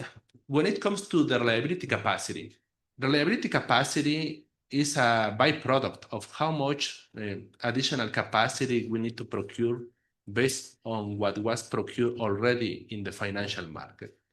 It is depending on each balancing area conditions, and it can also be in either direction, in the upward or downward. The level, the magnitude of the reliability capacity is also closely related to the size of the balancing area. You can see, for instance, the California balancing area needs are in the range of, on average, 1,500, 2,000 megawatts relative to 50 megawatts of Pacific Corporation West. So it's pretty depending on the size of the balancing area. Why do we need to procure reliability capacity? First, because naturally the economics may clear less demand in the financial market than what the actual load forecast is going to be. And we need to bridge for that difference. There is also a factor in which economically balancing areas can decide to bid in less demand in the day ahead market than what the load forecast is going to be. And specific for the CAISO balancing area, we also have the participation of convergence bits, virtual bits. And that is also a displacement that we have to cover when we go into the reliability capacity. These are the driving factors for which we require to procure reliability capacity. It may happen also in either direction. We tend to see that overall, the needs are always in the upward direction. Next slide, please. This is the trend of reliability capacity prices. We can see that in the first half of the month, as we enter into the transitional period of the extended day-ahead market, prices were more volatile. And as we stable the application, prices tended to be lower for the second half of the month. In some cases, we tend to see prices hovering around the $0. When we get into tighter conditions, prices can go as high as $55. But overall, we have seen that the prices have gotten more stable as we settle more and more as we came out of the transitional first days of operation of the day-ahead market. Next slide, please. All this is effectively enabled also by having transfer capability in the extended day-ahead market. This is a very busy plot to highlight precisely the nature of the transfers that may happen in the system. Transfers are economically determined on an hourly basis. That means it can change from hour to hour. What we have seen is that we continuously see transfers happening across any permutation of the three balancing areas participating in the market. And the interesting fact here is that these transfers are realized not only for energy, but also for imbalance reserves and for reliability capacity. When it comes to the energy profile, we have seen up to 600 megawatts of transfers being realized in the day-ahead market. And obviously, this is just the first step because from here we move into the real time that can be incrementally optimized beyond what was already clear in the day-ahead market. Next slide. We are aware that this posed a very significant change to the market. We have changed much of the functionality that exists in the day ahead. And we are cognizant of the importance of being transparent and provide timely information to the market. We have initiated the publication of a series of public reports to be available to anybody that is interested in learning and tracking how the market is performing. We have daily performance reports that are posted publicly on the CAISO website, and it includes all the balancing areas participating in the day-ahead market. During the month of May, when we have so many activities happening in the day ahead market, we have 4 ad hoc public meetings to go over preliminary results of the extended day ahead market, be able to answer any questions that participants may have about any of the interactions that they may have seen regarding the extended day ahead market. Because we identified several issues that have to be addressed and they were subject to price corrections. We also published the details of the price corrections that we have implemented for the day ahead market. That is indeed part of the standard process we have for the CAISO markets.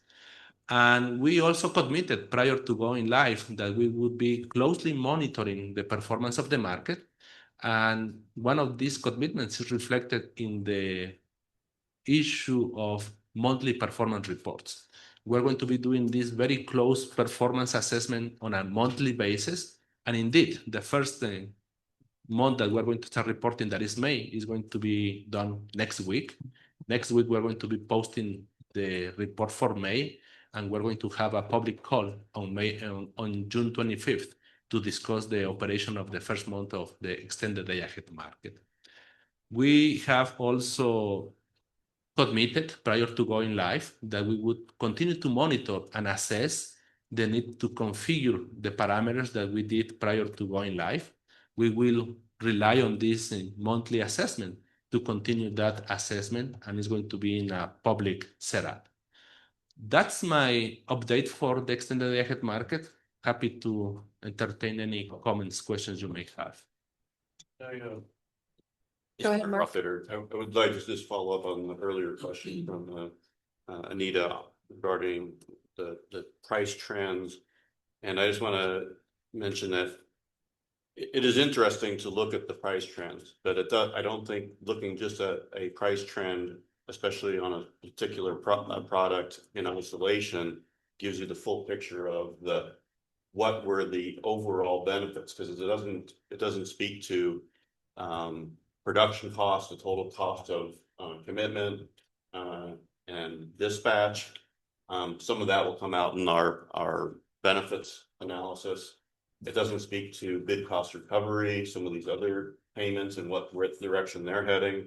It doesn't speak to the interplay between activity between, let's say, the integrated forward market day ahead energy and what happens in residual unit commitment, and maybe some of the behavioral changes in terms of how much we're having to conform or adjust things. So there's a lot of things in play, and I would just say that, and hopefully the broader report will tease some of this out, but just looking at the prices in isolation doesn't paint that full picture.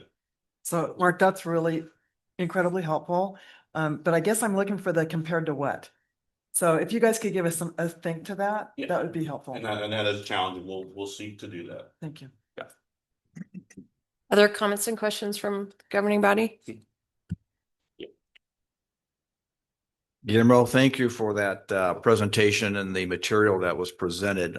Always helpful. I think it's generated a lot of interest and a lot of thought-provoking perspectives. I'd like to start off saying the public communication aspects of this has been great. I suspect that everybody is spending a lot of time looking at this information and figuring out what it means to them. And as we heard yesterday at the RIF meeting, there's a lot more nuances and intricacies going on than at least a lot of us had imagined. So, and I imagine they're doing a lot of analysis and doing a lot of independent data gathering. So I think doing what you have been doing, what CAISO has been doing is very helpful. I know that as I've gone through reports, it's almost impossible to keep up with all the work going on and what's being presented. And I think we're better off having that versus not having it. But I do have a question on all that.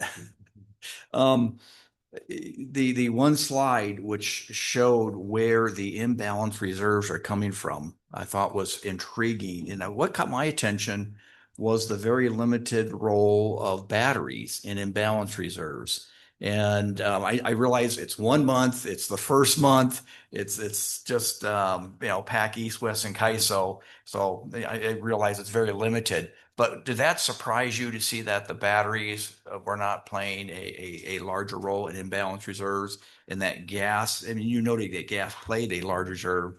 I was kind of surprised that it was the most prominent feature in support.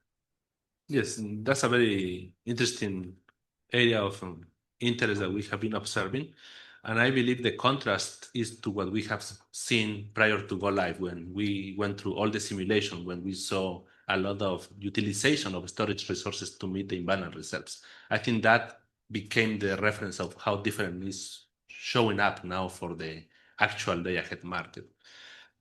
There are other elements that we are not putting in here, and one of those has to do with the economic participation of the different technologies for imbalance reserves. The imbalance reserves is an explicit market product, and that means participants can somehow influence the market solution based on how they bid to make available that supply. The capacity is there. It is up to the market to define how to allocate that capacity to either energy imbalance reserves based on the prices that they are submitting, because those prices express the willingness for them to provide that service. I would say when compared to the observations we have prior to going live, yes, it's contrasting to see how minimal the utilization of the storage resources are. I would say, given the time of the year and given the fact that people are just realizing how to participate in a brand new market, I wouldn't take this as an absolute. I would rather wait for a longer period of time to see how it's evolving. But what we can see is that this is the economics of the market deciding based on the bid participation, how to allocate that requirement to the different technologies. This is Anna McKenna. I might add a little bit of a follow-up on that. I do think it's an interesting trend and obviously something that is early in the days, but I don't think there's any extreme anomalies coming out of this observation. I think that the storage resources are looking at the three products that they bid in carefully. You know, they can participate for energy, they can participate for imbalance reserves, they can participate for ancillary services. And so they're looking at their state of charge management. They're thinking about these products very carefully. And you see the economic signals coming in as to when they think it is most applicable for them to participate in these, various products that are now co-optimized in the day ahead market. So I thought this was, although an interesting observation, not one that raised any particular alarms. Thank you both. Any other comments or questions for Guillermo? Okay, we will, any public comment in the room? Seeing none, let's go to our virtual attendees. Any public comment online? To enter the question queue, click the Zoom raise hand icon located at the bottom center of the Zoom window. You will hear a beep tone when you're unmuted. At that time, please state your name and affiliation first before asking your question. We have one hand raised. Moving on to the caller.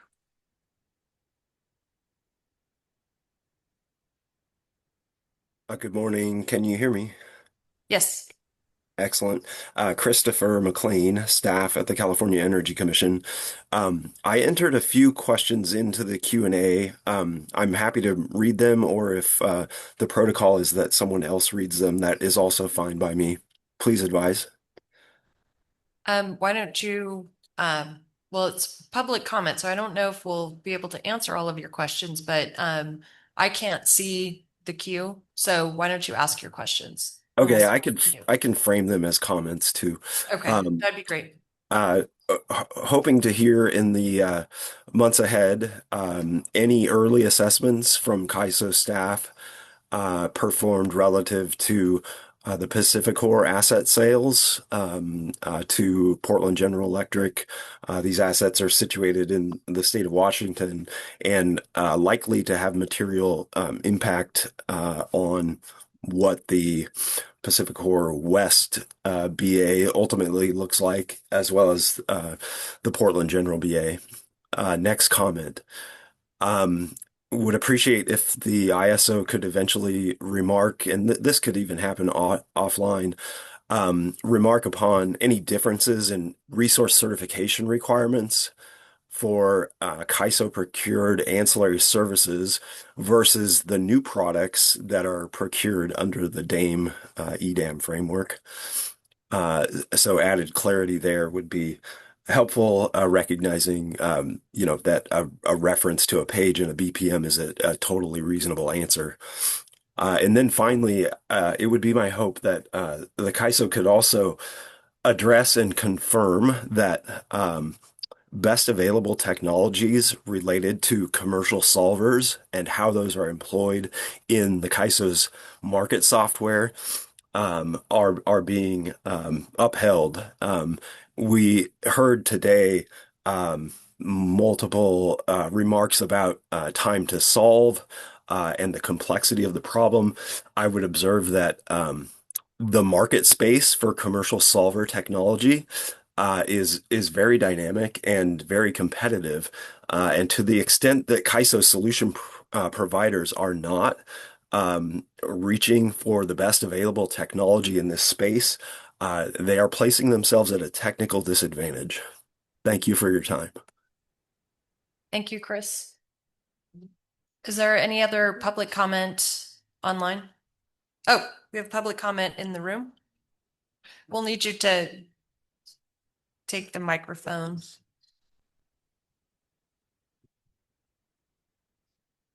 Yes, this is Colson GM, System Operations Manager for P&M. One of the concerns that we have is with the BESS system, the battery storage coming into EDAM. How do we schedule with initial SOC, and how do we keep track of SOC? As it stands currently in the EIM process, that has been one of our hindrances with scheduling, is the SOC. Where is a time frame that we can schedule properly, especially during hours of discharge and charging capacity, not necessarily in the middle ranges, but when the battery is at the end of charging capacity and discharge capacity. We often fail balancing because we don't know where to schedule and what the proper number is when it comes to SOC.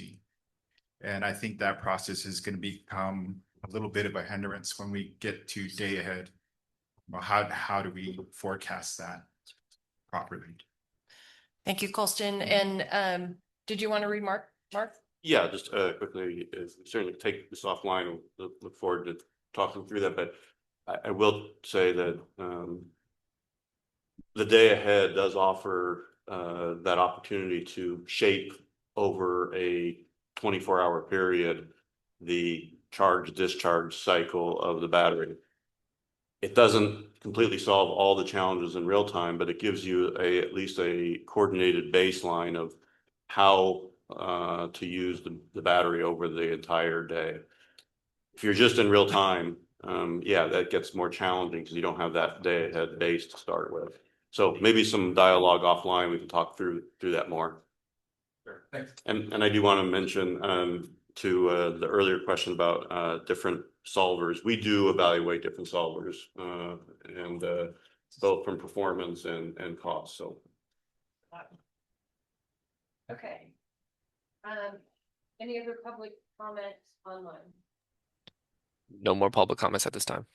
Okay, great. It is, let's call it 10:19, 10:20. We will take a break until 10:30 and we'll reconvene for our highlight moment of Spotlight.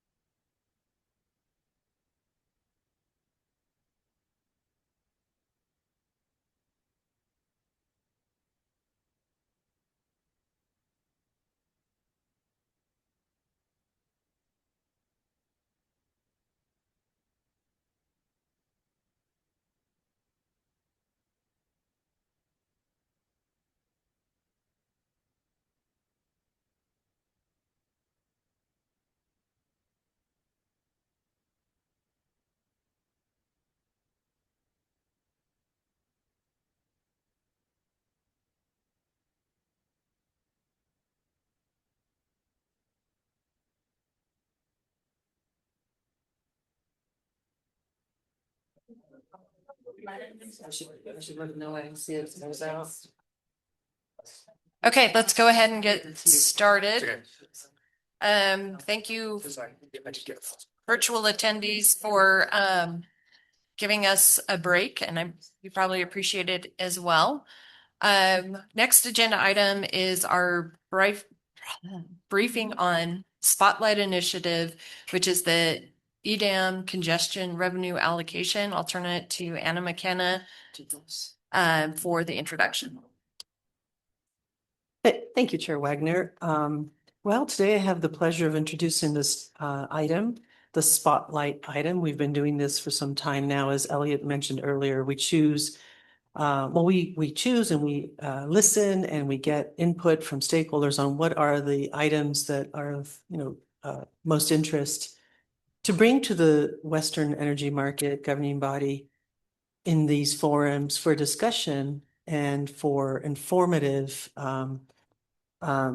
discussion around the items that are being currently considered in the stakeholder process. And as Elliot mentioned earlier, the congestion revenue allocation item that is currently under consideration in the stakeholder process has picked up a lot of interest in the community. And it's an item that is of special interest as you transition to energy markets. And here we are, having proposed and thought of ways of considering congestion revenue allocation, now thinking of more long-term durable solutions to that.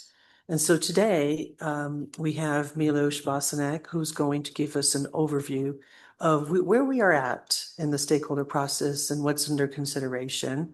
And then we have the pleasure of having a number of stakeholder representatives from different sectors here to provide us their perspective and insights. And I'm looking forward to actually a good conversation around these items and interests and perspectives. We have Lindsay Schleckaway from NV Energy, Kristen Rock from Pacificor, Caitlin Lo-Torres from Western Power Trading Forum, and Jeff Nelson from Southern California Edison. Now, as I read these names, I realize I think actually we've replaced Jeff's name. I'm not sure if he's online. He is online. I am online. Thank you. There you are, Jeff. I wasn't sure. I thought for a moment I might have gotten you wrong there, but I think we're all squared away. John's is shaking his head. It's not me. It's going to be Jeff. So in the room. So yes, we are squared away. Well, and I do want to thank everyone who's participating today and giving their insights, because it's a really important topic and conversation. And with that, I'll turn it over to Milos.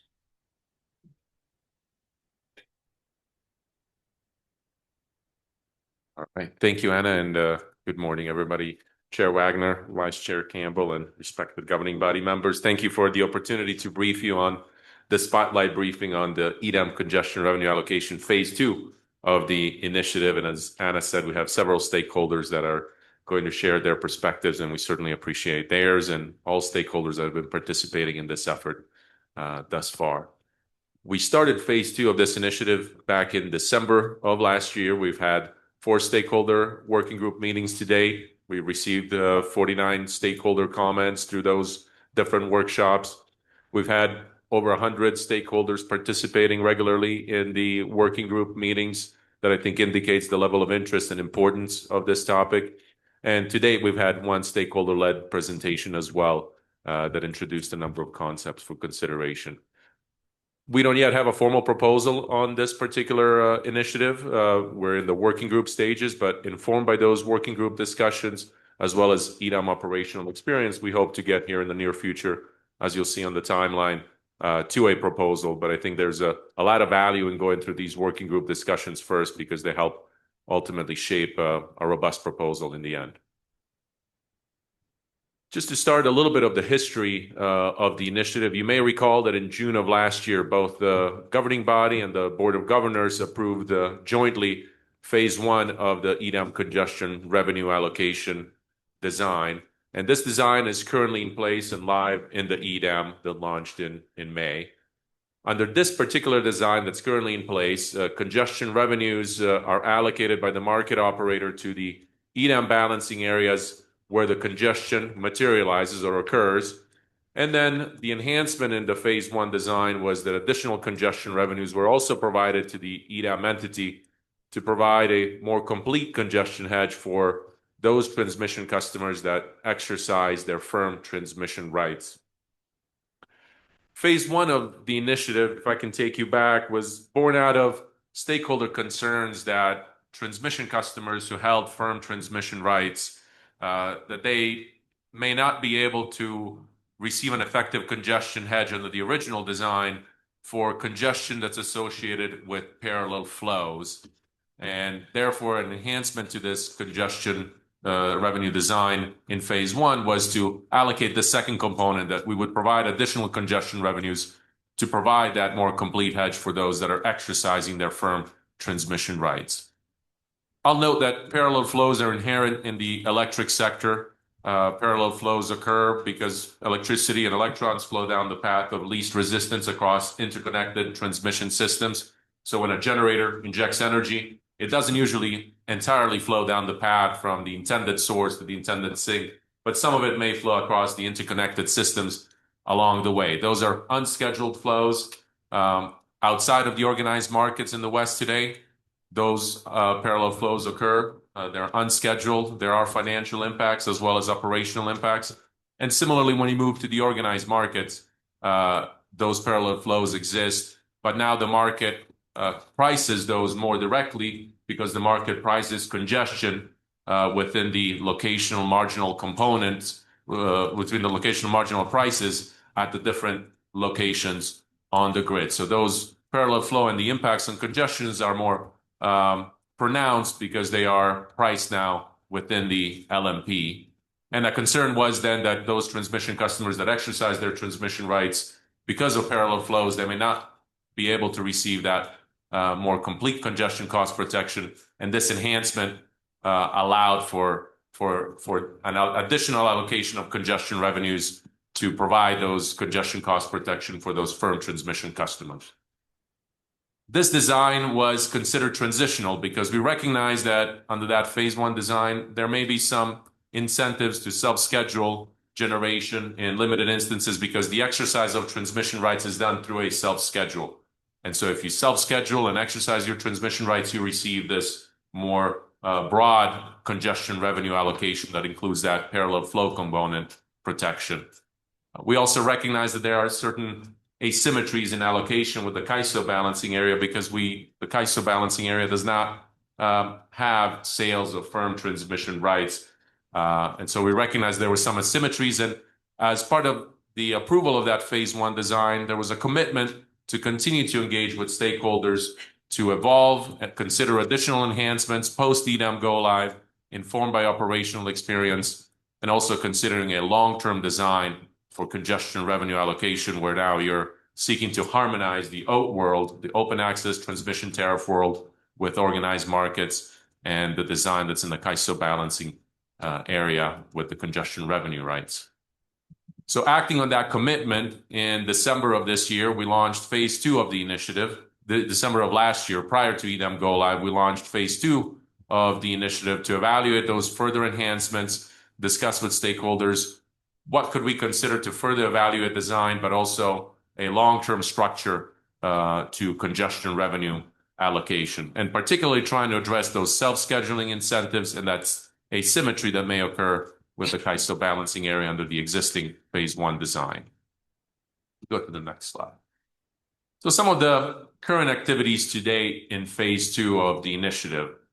As I noted, we started the working group discussions in December of last year prior to EDAM go live, consistent with the commitments and the requests from stakeholders not to wait for the EDAM to go live, but start that dialogue in advance.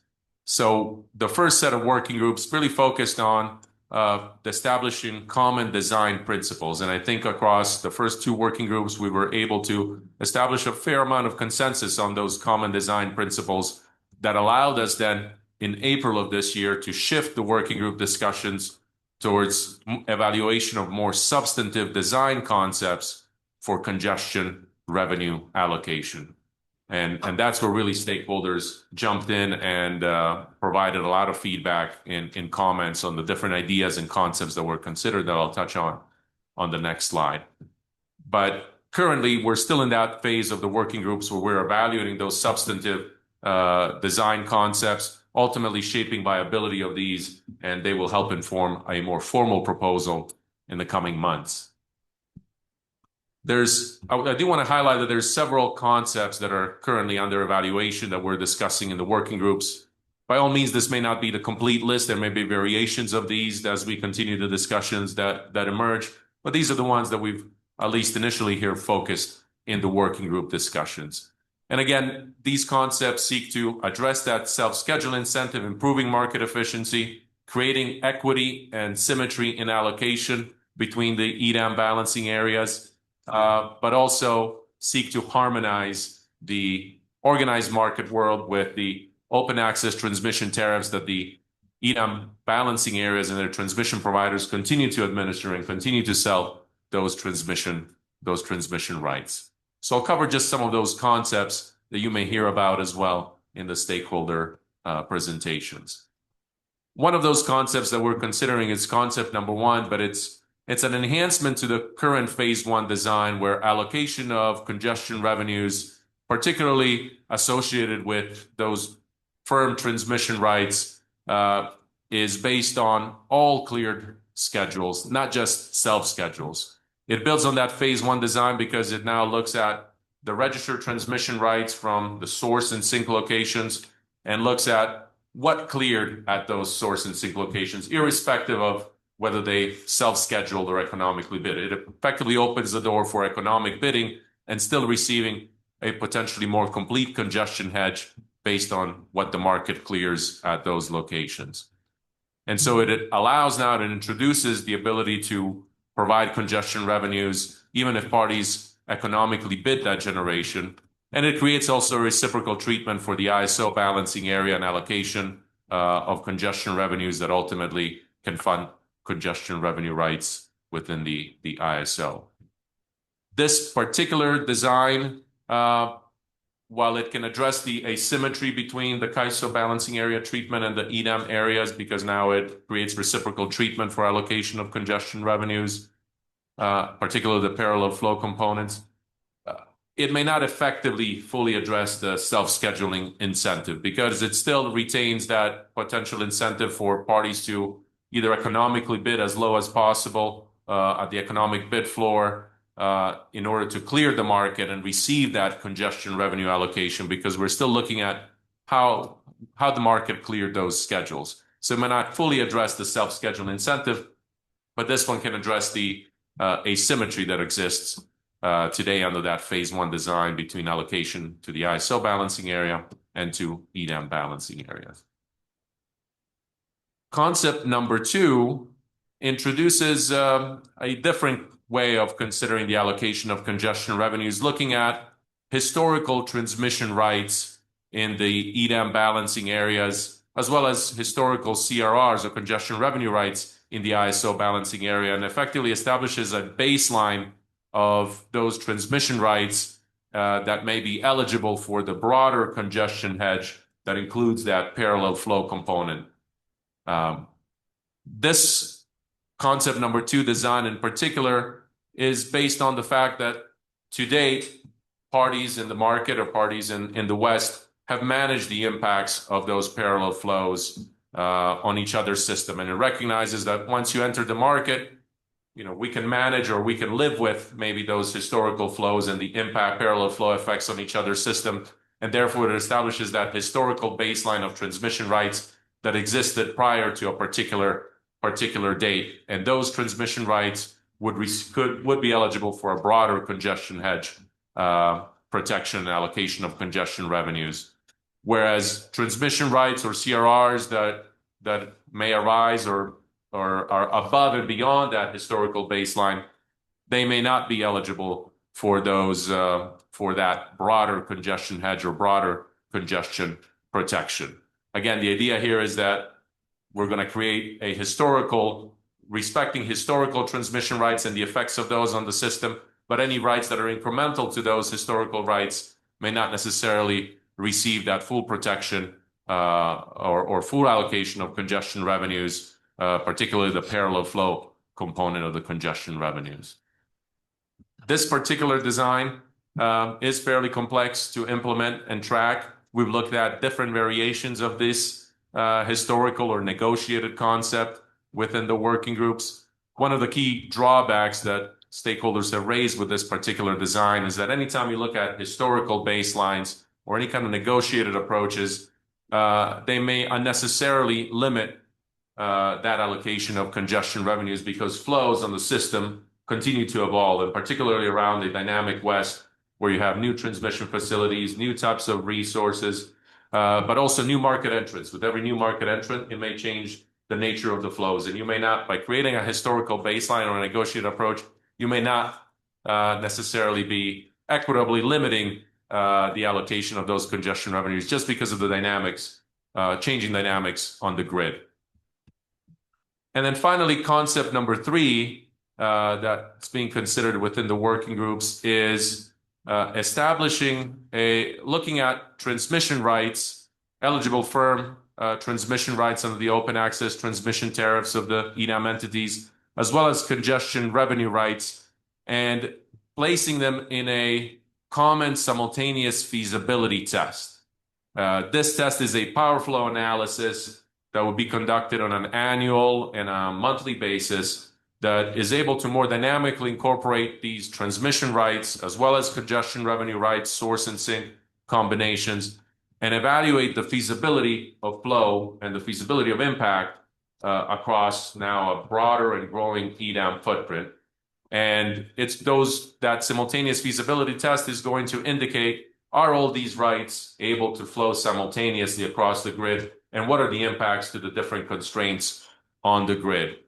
Based on the results of that particular test, it would identify what is the level of financial congestion revenue entitlement that may be due to those explicit transmission rights that now you're considering within the test. It may be that all of them, that full amount can flow under that simultaneous test, so you now are eligible for that broader congestion hedge, or it may be that 80% of those transmission rights can flow, and you're eligible now for maybe 80% of what otherwise the congestion revenue right allocation would be for those rights. But it's based on looking at, are those rights able to simultaneously flow across a growing EDAM footprint. The simultaneous feasibility test is something that we run within our congestion revenue rights process to evaluate the feasibility of the congestion revenue rights that we allocate. And so the thought was here extending that similar framework, but now incorporating OAT transmission rights into that test will allow not only to more dynamically reflect what are the impacts of flows of these different transmission rights that you're considering across the market footprint as the flows change, as new transmission rights may come onto the grid, as new transmission facilities may be connected. But it allows you're not bound to any kind of a historical baseline or historical framework, but it's more a dynamic way of reflecting the conditions on the grid. And as those conditions change, the simultaneous feasibility test is able to evaluate what is the level of financial entitlement hedge that may be associated with the transmission rights that parties may hold, as well as the CRRs on the CAISO system. This design would address the self-schedule incentive as well, because it's not based on looking at how you're scheduling your transmission rights. It's looking at what transmission rights you have and how do they fare in the simultaneous feasibility test, because that feasibility test establishes the allocation of the congestion revenues. And it also creates symmetry in allocation between the EDAM balancing areas, including the CAISO balancing area. It's also a design that is fairly complex, we expect to implement, but there's a number of details to continue to work through with stakeholders on this concept to continue to improve the viability. How do you model the different transmission rights within that test? Point-to-point transmission rights, network transmission rights. But it's something that we'll continue working through in the ongoing stakeholder working group. So this is a range of concepts that we've been considering. There may be, like I said, different variations or combinations of these that we come up with as we continue discussing these, but stakeholders have been very responsive, very engaged in providing comments and feedback on these concepts, and I think you'll hear some of that today as well. go on to the next slide. And as Anna noted, we have a number of speakers today that are kind enough to share some of their perspectives on the discussions to date on these concepts. And we have Lindsay Sheckelway from NV Energy, Christine Rock from Pacificor, Caitlin Leoteris from WPTF, and then Jeff Nelson from Southern California Edison to share those perspectives.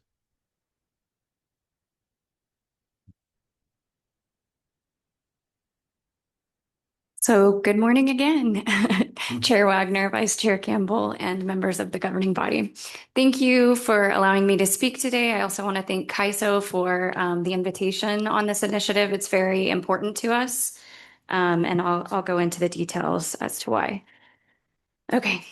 So first I wanted to go over our overall perspective and how we're evaluating this initiative. We have sort of an evaluation principle that we are utilizing when looking over the different options and how we will evaluate the process as it moves forward. And that is to treat all oat customers equally, meaning that there will be no winners or losers.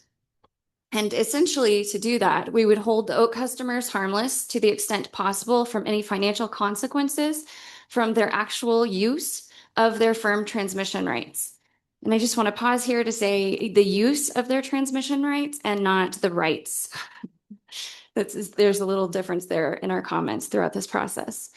And so how would we do this? So after the oat firm transmission is protected from congestion costs resulting from intraday changes to their transmission schedules, which is permitted by the oat, congestion shortfalls or surpluses would be allocated on a load ratio share. And so throughout this initiative, we would just like to preserve the ability to do that. Otherwise, there is a potential for Nevada customers paying for transmission revenue requirements and not receiving commensurate benefits. Sorry. Next slide. Okay, so I stated that this initiative is very important to us. So when we performed our EDAM benefit analysis, it was very apparent that where we are situated within the EDAM footprint, congestion revenue is a major factor of those EDAM benefits. And so we are going to evaluate the initiative for potential impacts to those benefits. And the design and implementation schedule of this initiative actually has a very material impact to our go live date. We also want to be sensitive in this initiative to other EDAM entities and their go live dates because of the complexities and uncertainty that a design change brings.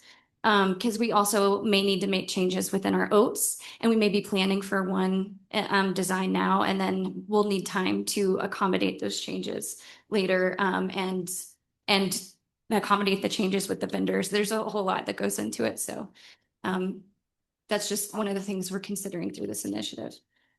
And then for this initiative, one thing we are starting to request from CAISO is to perform additional analysis showing the proposed congestion revenue allocation.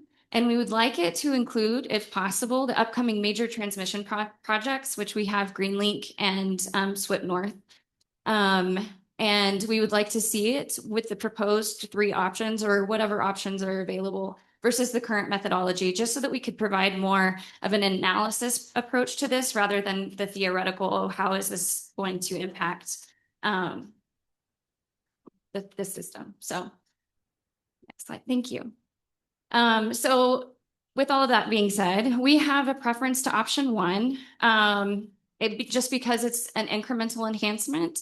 It's similar to the design we currently have today. It provides the hedge for self-schedules, and it also provides the hedge for market awards.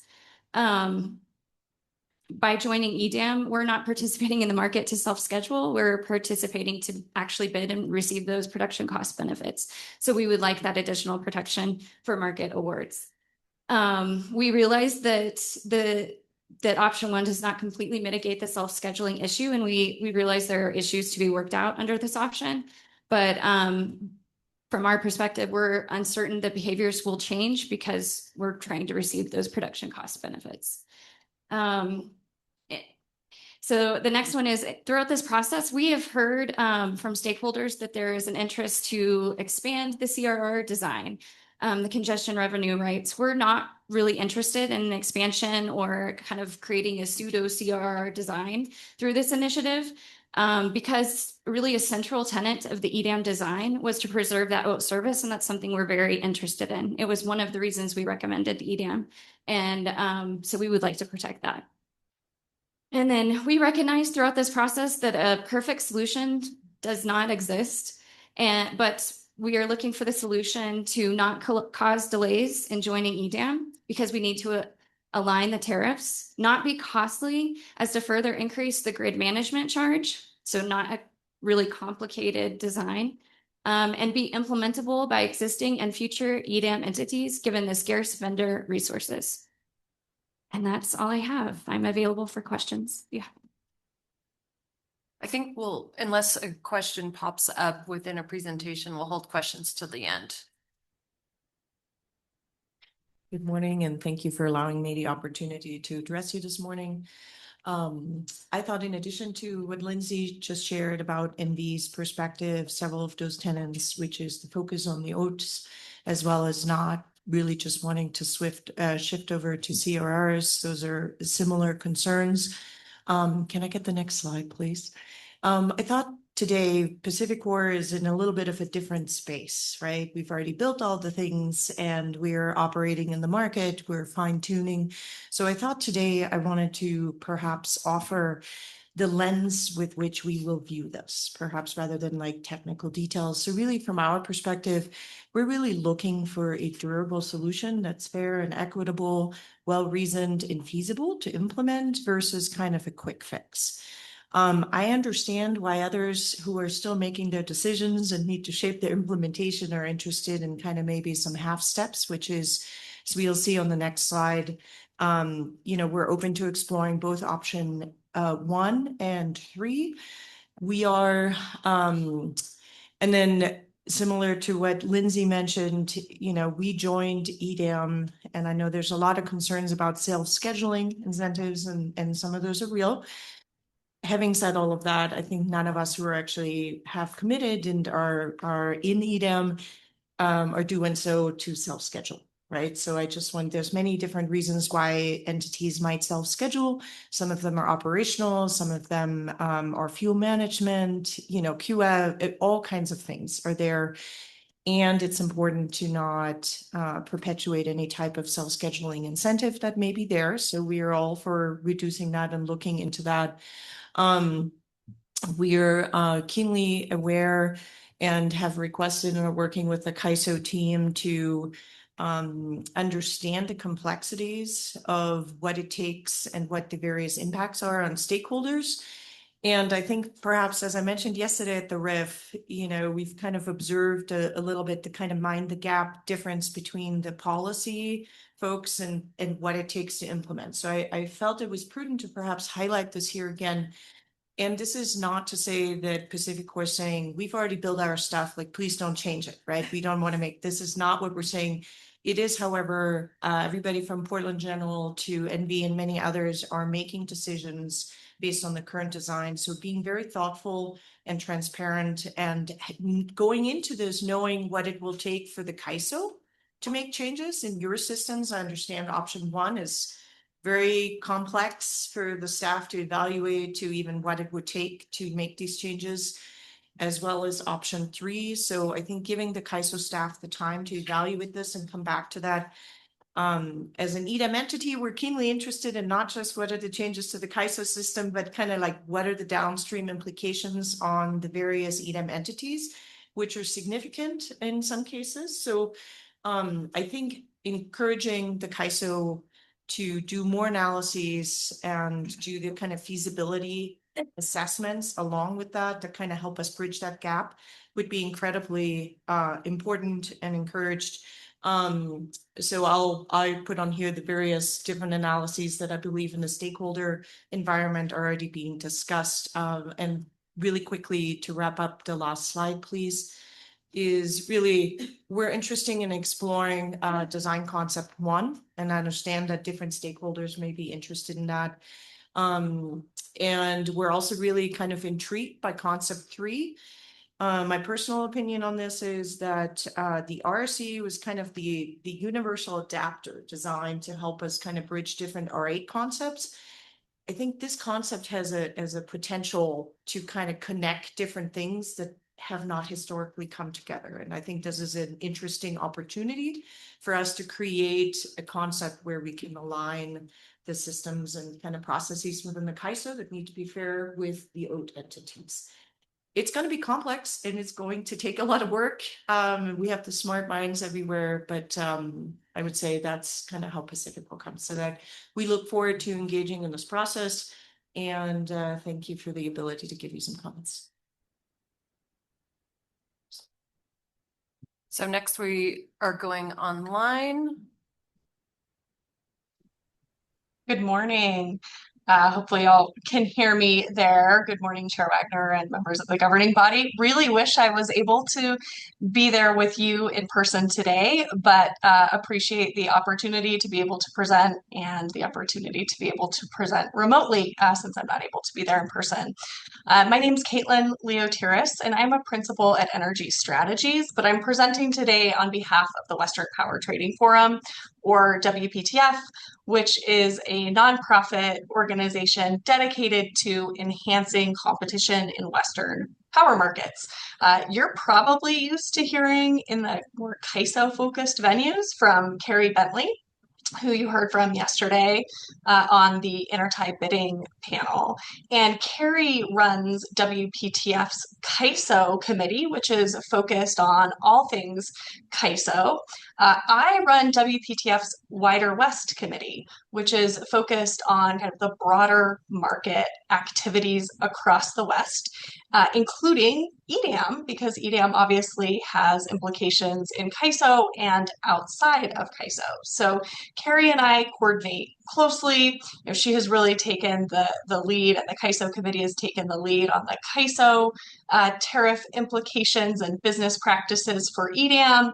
And I've taken the kind of more of a lens of the looking at the impacts and implications from changes to the EDAM entity tariffs and how EDAM impacts business across the kind of rest of the West outside of CAISO. But hopefully that helps illustrate that WPTF does have a really broad perspective in thinking about congestion revenue allocation in EDAM. We have members who are, very active in the CAISO markets, in CAISO CRRs, and have all of the other CAISO activities. And at the same time, we have members who are active across the West, using their OAT rights to transact within, across, and through EDAM. And so as we look at this congestion revenue allocation initiative, we recognize that balance is going to be key here. And the two things that we're really mindful of that need to be balanced are the goal of improving market efficiency and equity. It's obviously a core tenet of WPTF to improve market efficiency, and we certainly want to improve that in this enhancement initiative that we're working on. But at the same time, we recognize that one of the core promises and kind of foundations that EDAM was built on was respecting existing OAT rights. And so as we look at these designs that are coming forward and consider how this stakeholder initiative moves into the next steps, it really will be imperative to balance those two things and recognize we're not going to perfectly achieve either of those. And we hope that WPTF's kind of broad perspective of members and participants across CAISO in the West will help in thinking through the right way to achieve that balance. Last thing I want to say on this slide is just that, you can go ahead, that's fine, is really just that we also believe this is going to be complicated and challenging, as we've heard from our EDAM entity presenters earlier. And it is going to be important to get this done right, not just to get it done quickly. So I think that's kind of another element that we're bringing into our positions on the three initiatives, which are on the next, or the three concepts, which are on the next slide. So WPTF's position on the current options that Milos presented, for design concept number 1, we recognize that this is not going to fully address the self-scheduling incentives that we're trying to solve for. But it does seem like a potential incremental improvement that, if it can be developed without significant, implementation complexities, could serve as a good interim or bridge solution as we work towards a longer term and more durable solution. So we kind of think of this concept as something that might be a quick win in moving us a little bit further down the line in terms of improving what we have today, but will likely not work as a long-term solution. And then on design concept number 2, which is the historical baseline, we do not view this as a viable long-term solution. We see it as creating different categories of oat rights, and over time, as rights expire, moving us back to the historical or pre-2025 FERC filing congestion revenue allocation approach, which we know was problematic for protecting oat rights. So we don't see that concept as a viable solution or worth continuing to consider. And then finally, on design concept number 3, this is the simultaneous feasibility test. And this, at least of the options we've seen presented so far, does seem like it has the most potential to be a long-term, durable solution, but it's going to be complicated. I think we've heard from some of the EDAM entities that there are a lot of things that need to be thought through in terms of how you integrate a simultaneous feasibility test with the sale of oat rights and kind of make those two pieces fit together in a way that does continue to provide the protections for oat rights that are sought by those entities. So that's our current perspective from the WPTF lens, and I'll turn it back to you in the room. Thanks, Caitlin. And next, I think we have Jeff Nelson.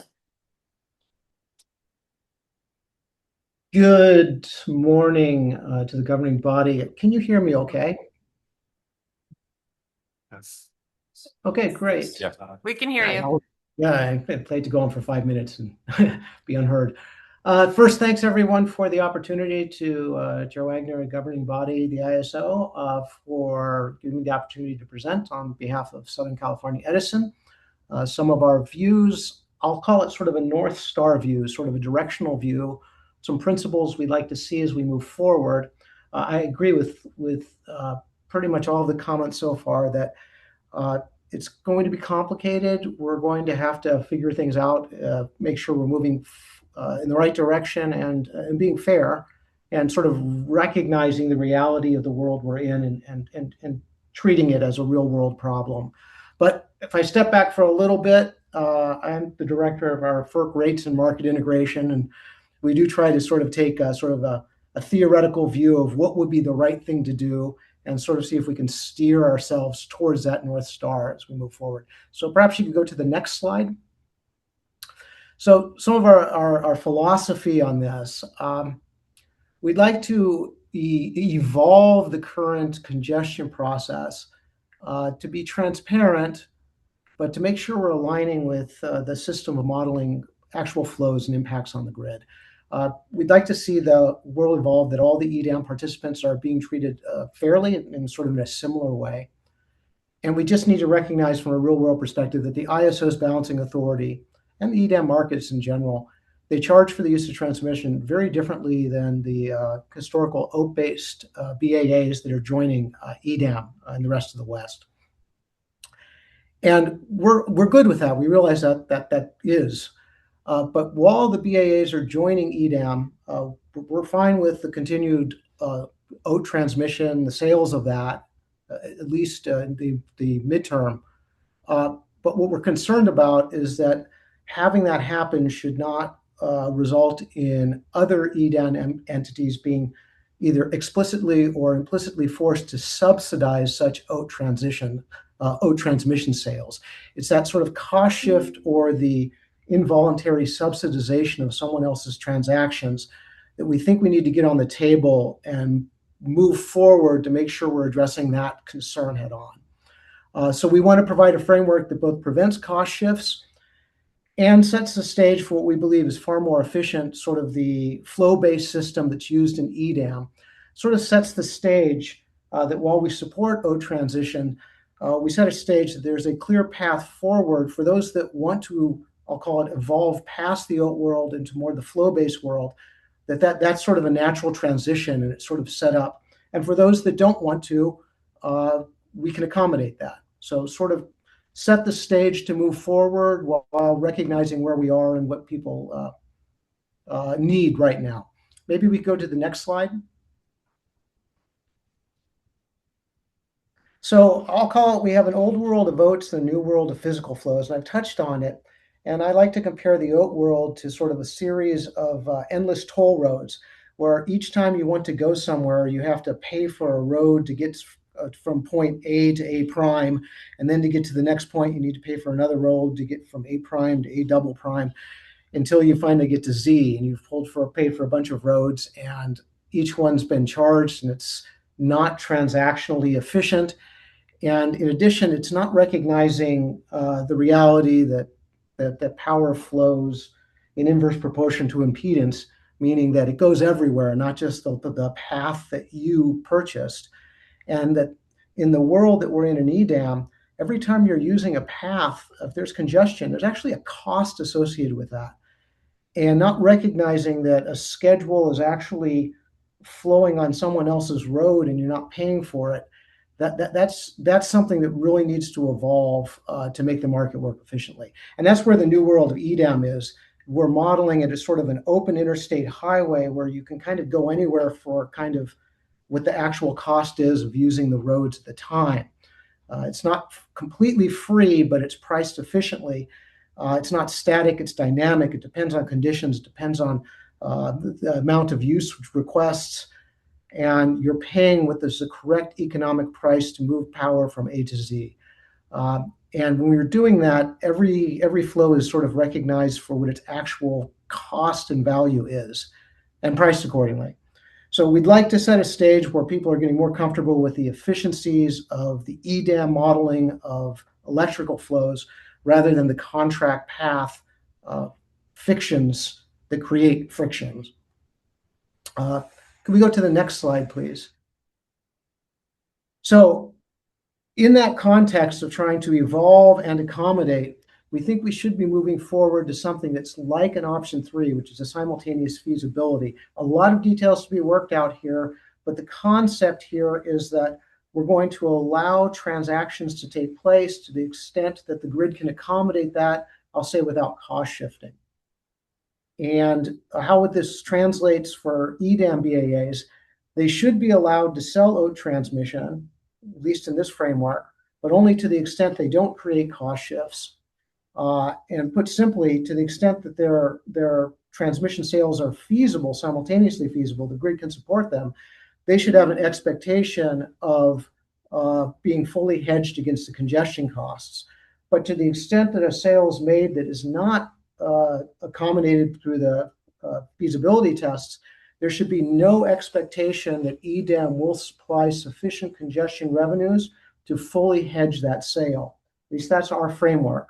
So we accommodate all the systems, the sales that are sort of self-funding, but to the extent you go above and beyond that as a balancing authority, there should be no expectation that you will be fully hedged from the congestion you're creating if you make that sale. So it's not to prevent the sale, but it's to put the risk back onto the person that is sort of overselling their system rather than socializing or cost shifting the risk of oversales to non-willing participants. And we think the option 3 of sort of trying to fit everything into the simultaneous feasibility of the EDAM modeling, I think it was Pacificor that said, it may be sort of that universal linkage, sort of like the RSC, that allows both worlds to work together harmoniously. It doesn't prevent anything, but it puts the costs onto the parties that are creating them without shifting them to others. So anyways, it's a long way of saying we'd really like to explore option 3. We think it's efficient. We think it's fair. We think it provides participation in both worlds, and it provides a pretty clean path in our view if people want to transition away from the OAT world to more of a CRR world. The foundation is already laid. Again, not requiring people to do it, but I think there's efficiencies, and over time, people will want to do that. Okay, with that, I'll stop. I think I've used my time, and I'm available for questions. Again, thank you for the opportunity to present SCE's views. Thanks, Jeff. Milos, do you want to do next steps or? Yes, this is the last slide. I can just cover the next steps briefly here, but we intend to continue the stakeholder working group discussions and continue to vet these design concepts and some of the details that I think some of the stakeholders alluded to vet those, as well as do additional analysis on number of aspects related to the concepts that we're considering. I think there's 3 streams of analysis. The first stream is looking at the EDAM operational impacts associated with congestion revenue allocation, or the operational experience that I think Guillermo in July's meeting will have some data to share on. But what are we seeing in terms of the existing design and the self-schedule incentive, and how parties are performing, and how the congestion revenues are allocation based on that operational experience. The next set of analysis that we'll be doing, and this is informed by the stakeholder comments, as well as looking at, more broadly. We did this for Pacificor and the CAISO before Pacificor joined the EDAM, but looking at what is the effect of different constraints on each other's systems across the broader EDAM footprint. As that footprint expands, and now you have other entities in it, just so that folks have a sense of, what are we talking about in terms of exposure to impacts and the parallel flow effects across each other's systems based on how those constraints are modeled in the full network model at the ISO. And then the third set of analysis that we're looking at doing is a simulated or a mock simultaneous feasibility test with inputs from market participants or the EDAM entities on the different transmission rights. And give us a sense of, under concept number 3, how could concept number 3 work, and what is the result from a mock test or a initial test based on the different inputs? What's the level of feasibility of all of these rights and the CRRs across the systems? And that can help inform, again, the impacts and the shape of that concept number 3. We have adjusted a little bit the target milestones based on the additional analysis we may need to do and the stakeholder input as well. But we're targeting continuing with these working groups, and that will inform development of proposals and different iterations of proposals in Q4 through Q1 of 2027, and then still targeting presenting for a decision to you in Q2 of next year, hoping that we have worked with stakeholders through those working groups to develop a viable option and a design that we can present to you for a decision. Thanks, Milos. Questions, comments from governing body? Anita? So I'd like to hear from the participants. So Lindsay and Kirstine and Jeff and Caitlin. So this has kind of a little bit of a long lead time, if you will. And so I'm trying to get a sense of urgency here. Is this on a scale of 1 to 10? Is it a 10? Or is it nope, we've got time to really kind of work on this, it's a 5? This is Lindsay. So we are also kind of struggling with that. There's a lot going on, and so there is a desire to get this right and take the time to do that. However, we're situated in the footprint parallel to California, and so by the time we implement EDAM, I don't know, I guess we're a little uncertain should the design be in place. And that's one of the reasons why we need the analysis before we enter the market. Is that a 5? Huh? Is that a 5? Maybe a 5. Yeah, sorry, I didn't give a number. Thank you. I'll also potentially, this is Kirstine with Pacificor, a non-committal 5, since you're asking us to pick. But I think, as I mentioned earlier, there's quite a bit of work that the CAISO team needs to do in terms of the analyses, the stakeholders to weigh in. Urgency is relative, I think, from our perspective at this point. However, we're keenly interested in enabling other entities that are either leaning towards EDAM and or making their implementations to support them in their, in all the things that go into an EDAM go live. So I think the timeline here that Milos outlined for a decision to you all in Q2, if that needs to slip a little bit just to make sure that everybody is aligned and the thoughtful design can be evaluated, that would be fine from us. I don't know how to rank priority in that regard. Oh, sorry. I think I'll reiterate, this is Caitlin on the phone for WPTF, that I think it's more important to get this right than to get it done quickly. If we rush, I do have a concern that we could have more significant implications than we're planning to that could impact entities participating in the market and or their decision about when to join. So maybe I'd give you, if I have to rank it, a 4 in terms of timing, just to be slightly different. But I do think it's really important that we get this right and take the time to think through the complex interactions between the congestion revenue allocation and the sale of rights across the West. Thank you. Jeff?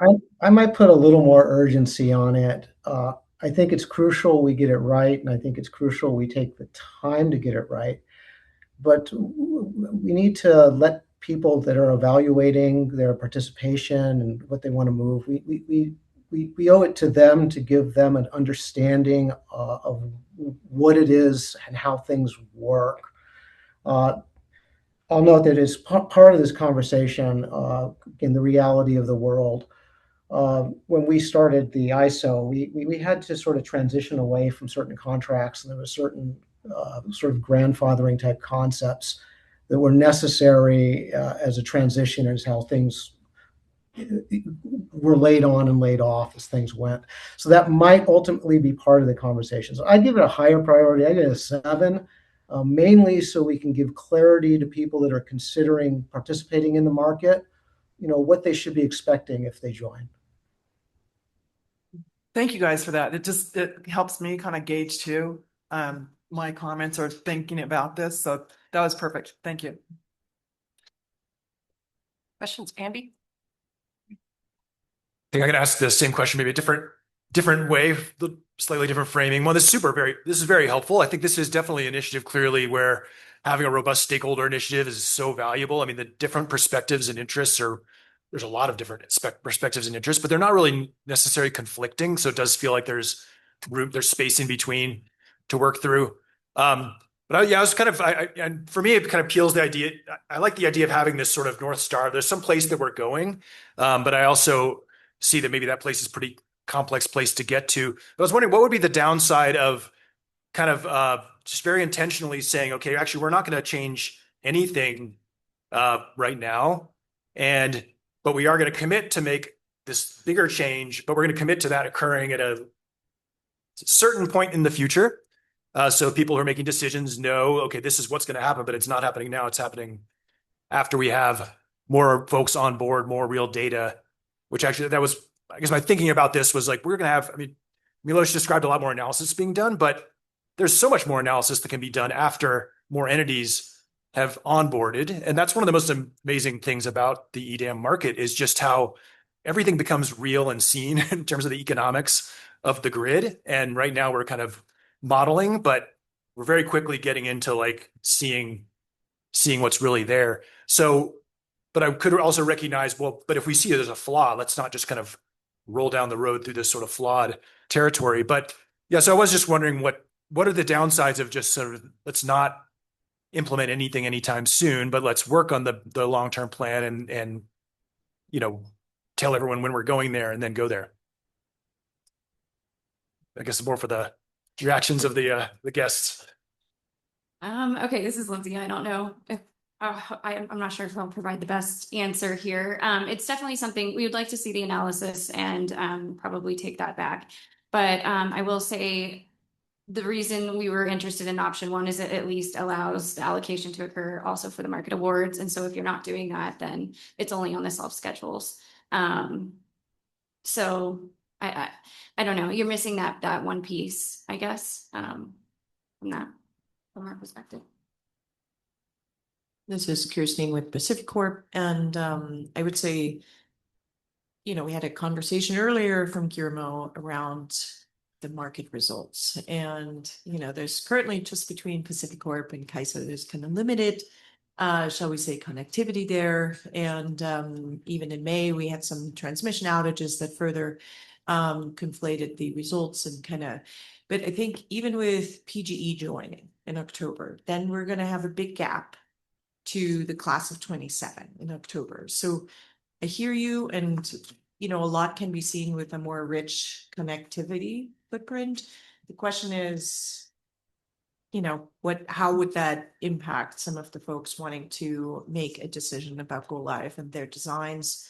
So I think evaluating this is why Pacific Core has suggested for us to explore both option 1 and option 2 to see what the art of possible. Oh, I'm sorry, not option 2. I'm sorry, option 3. Thank you, Andy. I'm so sorry. And to evaluate what the art of possible and what the lift is, and what the implication and the relative benefits are to different stakeholders, and then that needs to be debated among the stakeholder community.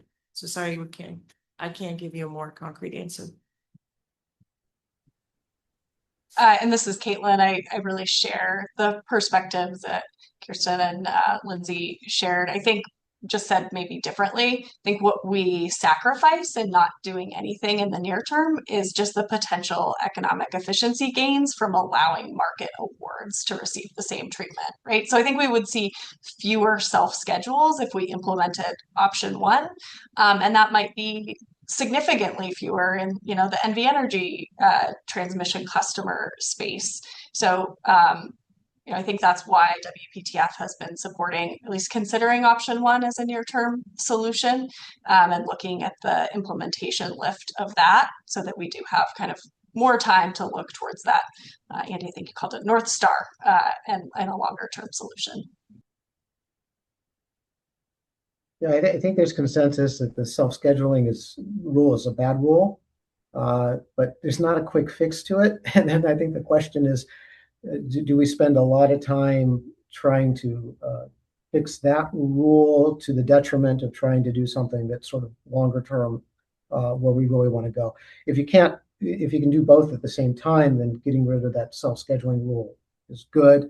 It's also a question, and the data will eventually show. I talk about sort of the cross subsidy. It's not clear how big that is right now. To the extent it's not big, there's not as much urgency. To the extent it demonstrates to be large, then there is an urgency to try to correct it. Thanks. Yeah, this has been fascinating to hear the perspectives and what was trying to be achieved and how difficult this is. And I'd kind of like to remind everybody that as a veteran of the transmission line rating wars, I have a lot of wounded scars, and it doesn't get better.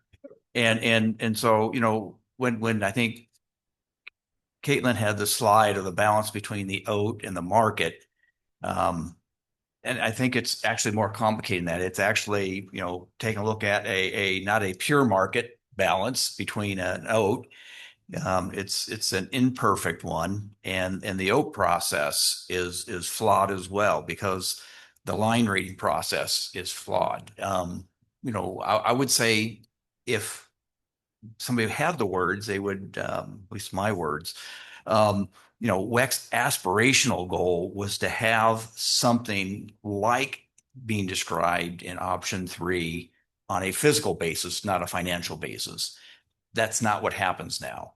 And so I would ask, all the stakeholders, and you're trying to come up with a solution, is at least recognize that there's going to have to be maybe a little more give and take on both sides on how you get something to the table on this, because it's really going to be difficult. Because I can tell you, after now we're talking 40, 50 years of in the West of trying to have secured line ratings, path ratings that everybody agrees with, and get you what you want. We don't have that, and it doesn't adequately take into account the simultaneous interaction that goes on. So, the challenge is probably bigger than everybody actually thought. So, Milos, your job just got harder in some respect. If everyone goes down to option 3. And I do see where option 1 is value. And I guess it might be interesting to know is what's the vision 5 and 10 years from now? Do we want to be here at the same position, or do we see the topology of the market in the West different? And I think that might influence where people want to go with this. So thank you. Thanks, Rob. And just want to thank you all for participating in the panel. Like when I reviewed the slides, I had a different impression than after hearing the discussion. So thank you for that. And of course, none of this is easy and it can't happen overnight. So I just appreciate the clarification and kind of understanding where this is kind of mid-flight. There's still a ways to go on this, but it does really help with perspective because we know that it's coming. So kind of get grounded at least midway those are horrible analogies with flights and grounded. But appreciate it. Thanks, Milos. Okay. Public comment. Do we have anybody in the room who wants to make public comment? John?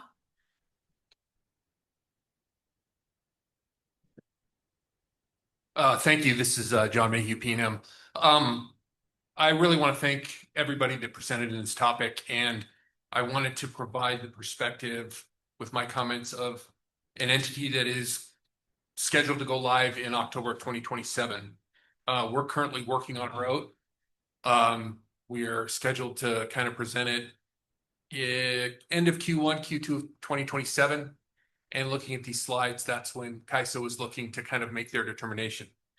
We're in support of option 1. We're very intrigued by option 3. But the work that we need to do is kind of build our own and prepare for what currently exists. And if it were to pivot, that would be a challenge for us. Not saying we couldn't take it on, but we would just like to ask the CAISO to take their time. Let's work on this. The stakeholder process has been great. P&M has been a part of it. And for us, it's more important to get it right than to get it done quickly. And some of the comments here about other entities joining, we have a group of 4 entities, I think, joining next year. That we think would be worthwhile to kind of look at some of the data there. So I just kind of want to give the perspective of not an entity that's trying to decide, not an entity that's already joined, but somebody that's kind of in the middle there. So thank you. Appreciate that. Thank you. Any other public comment in the room? Okay, Ryan, can we go to our virtual attendees for any public comment? Sure. To enter the public comment queue, click the Zoom raise hand icon located on the bottom center of the Windows Zoom screen. You will hear a beep tone when you're unmuted. At that time, please state your name and affiliation first before stating your comment. We have one hand raised so far. Moving on to that caller. Thank you. Can you hear me? Yes. Excellent. Thank you. Christopher McLean, staff at the California Energy Commission. Advising the consideration of an offering to potential participants of our future markets. The basically the agreement modeled off of the agreement that was put in place between CAISO and PacifiCorp. This is a nodal pricing model service agreement. This might be like a partial step towards information about the system that entities can see and use, but not be obligated to sort of financially commit to. To the extent that CAISO is able to offer this service to others in a manner similar to the way that it offered it to PacifiCorp, and to this extent that PacifiCorp found it, useful and informative, there are a number of things that CAISO could do, including, give the service away or lower the price of the service. all of that has to be weighed, of course, against the cost of producing that information, which would involve any number of things that look quite similar to onboarding, the detailed modeling of potential candidate systems, et cetera. So encouraging the consideration of that. Thank you, Chris. Do we have any other callers online? No more public comment at this time. Okay, great. Thank you again, panel. Go ahead, Elliot. Excuse me. I just wanted to just really express on behalf of all of us guys, just real appreciation for the perspectives here today. This last couple of years have been very transformational in the way that we engage with the stakeholder community, and we're continuing to evolve that, as we heard earlier today, with the regional organization for Western Energy, with of course, the transition that we're going to have next year. We talked a little bit about the SRC and the RIF, right? We're in a transitional phase. I just want to make sure, this is how we do things. This is not a unilateral KISO determination. Your perspectives are what are going to derive this and get us to the right answer. And I think a session like today, hearing, John, your perspective, making decision, filing oats, got to kind of know what we're dealing with. At the same time, we need some perspective of what's on the other side of the curvature of the earth, right? We need to kind of have a sense of where we need to land this. We need to provide some level of certainty and some clarity. And we also need to make sure, I think what you heard today, I want to make sure that people see this is the stakeholder community working with each other to figure this out together and to find the right equilibrium. And it's also something that I think is something that we're going to be able to work together very effectively in the years to come. And I think I heard the need for some analytics and a little bit of sense of where we're going. So I want to make sure that, I guess I wanted to call out also, we're very sensitive to all the different voices about where the downsides may be. But I also heard that, folks are joining this market so that they can get economic value out of it, right? The goal is to take advantage of the production cost savings and not sit around insulating yourself from the market dynamics. So those are important concerns. We hear that, but at the same time, we're hearing from the central protagonists that their goal is to come in and derive economic value on behalf of their customers. So those were all just really helpful to me today, and it gave us a lot of great things. And this is a we, right? This is us working together to support you as a stakeholder community. And so I'm excited to kind of go back from what we heard today and really think this through and to keep the dialogue going. So I just want to thank you guys. It's just super helpful set of perspectives. Appreciate it. Thanks, Elliot. And again, thank you, panel. We're falling behind on time, and I don't want to interfere with lunch because I didn't have breakfast. Again, all about me. Let's move on to the next agenda item is a briefing on the upcoming policy hot topics. We went from spotlight to hot topics. Anna, do you want to make the introduction? I'm getting hungry too. Just going to say Becky Robinson's going to provide you the briefing. All right. Go ahead, Becky. Thank you. Good morning still. Chair Wagner, Vice Chair Campbell, and members of the governing body. Great to be with you here today in beautiful New Mexico. All right, so today I wanted to highlight for you as a hot topic our Demand and Distributed Energy Market Integration Initiative. And so I will kind of go through what we're tackling there, where stakeholders are, the direction we're going in terms of the proposal, as well as next steps. So what is this initiative tackling? So the working group that we had last year identified various opportunities. One of them that we're kind of working on first relates to how we think about and how we measure demand response, particularly when it's coming from an aggregation of end-use customers, but bidding into the wholesale market as a single demand response resource. And a key principle for demand response, it's in the name, but a key principle is that it is demand reduction.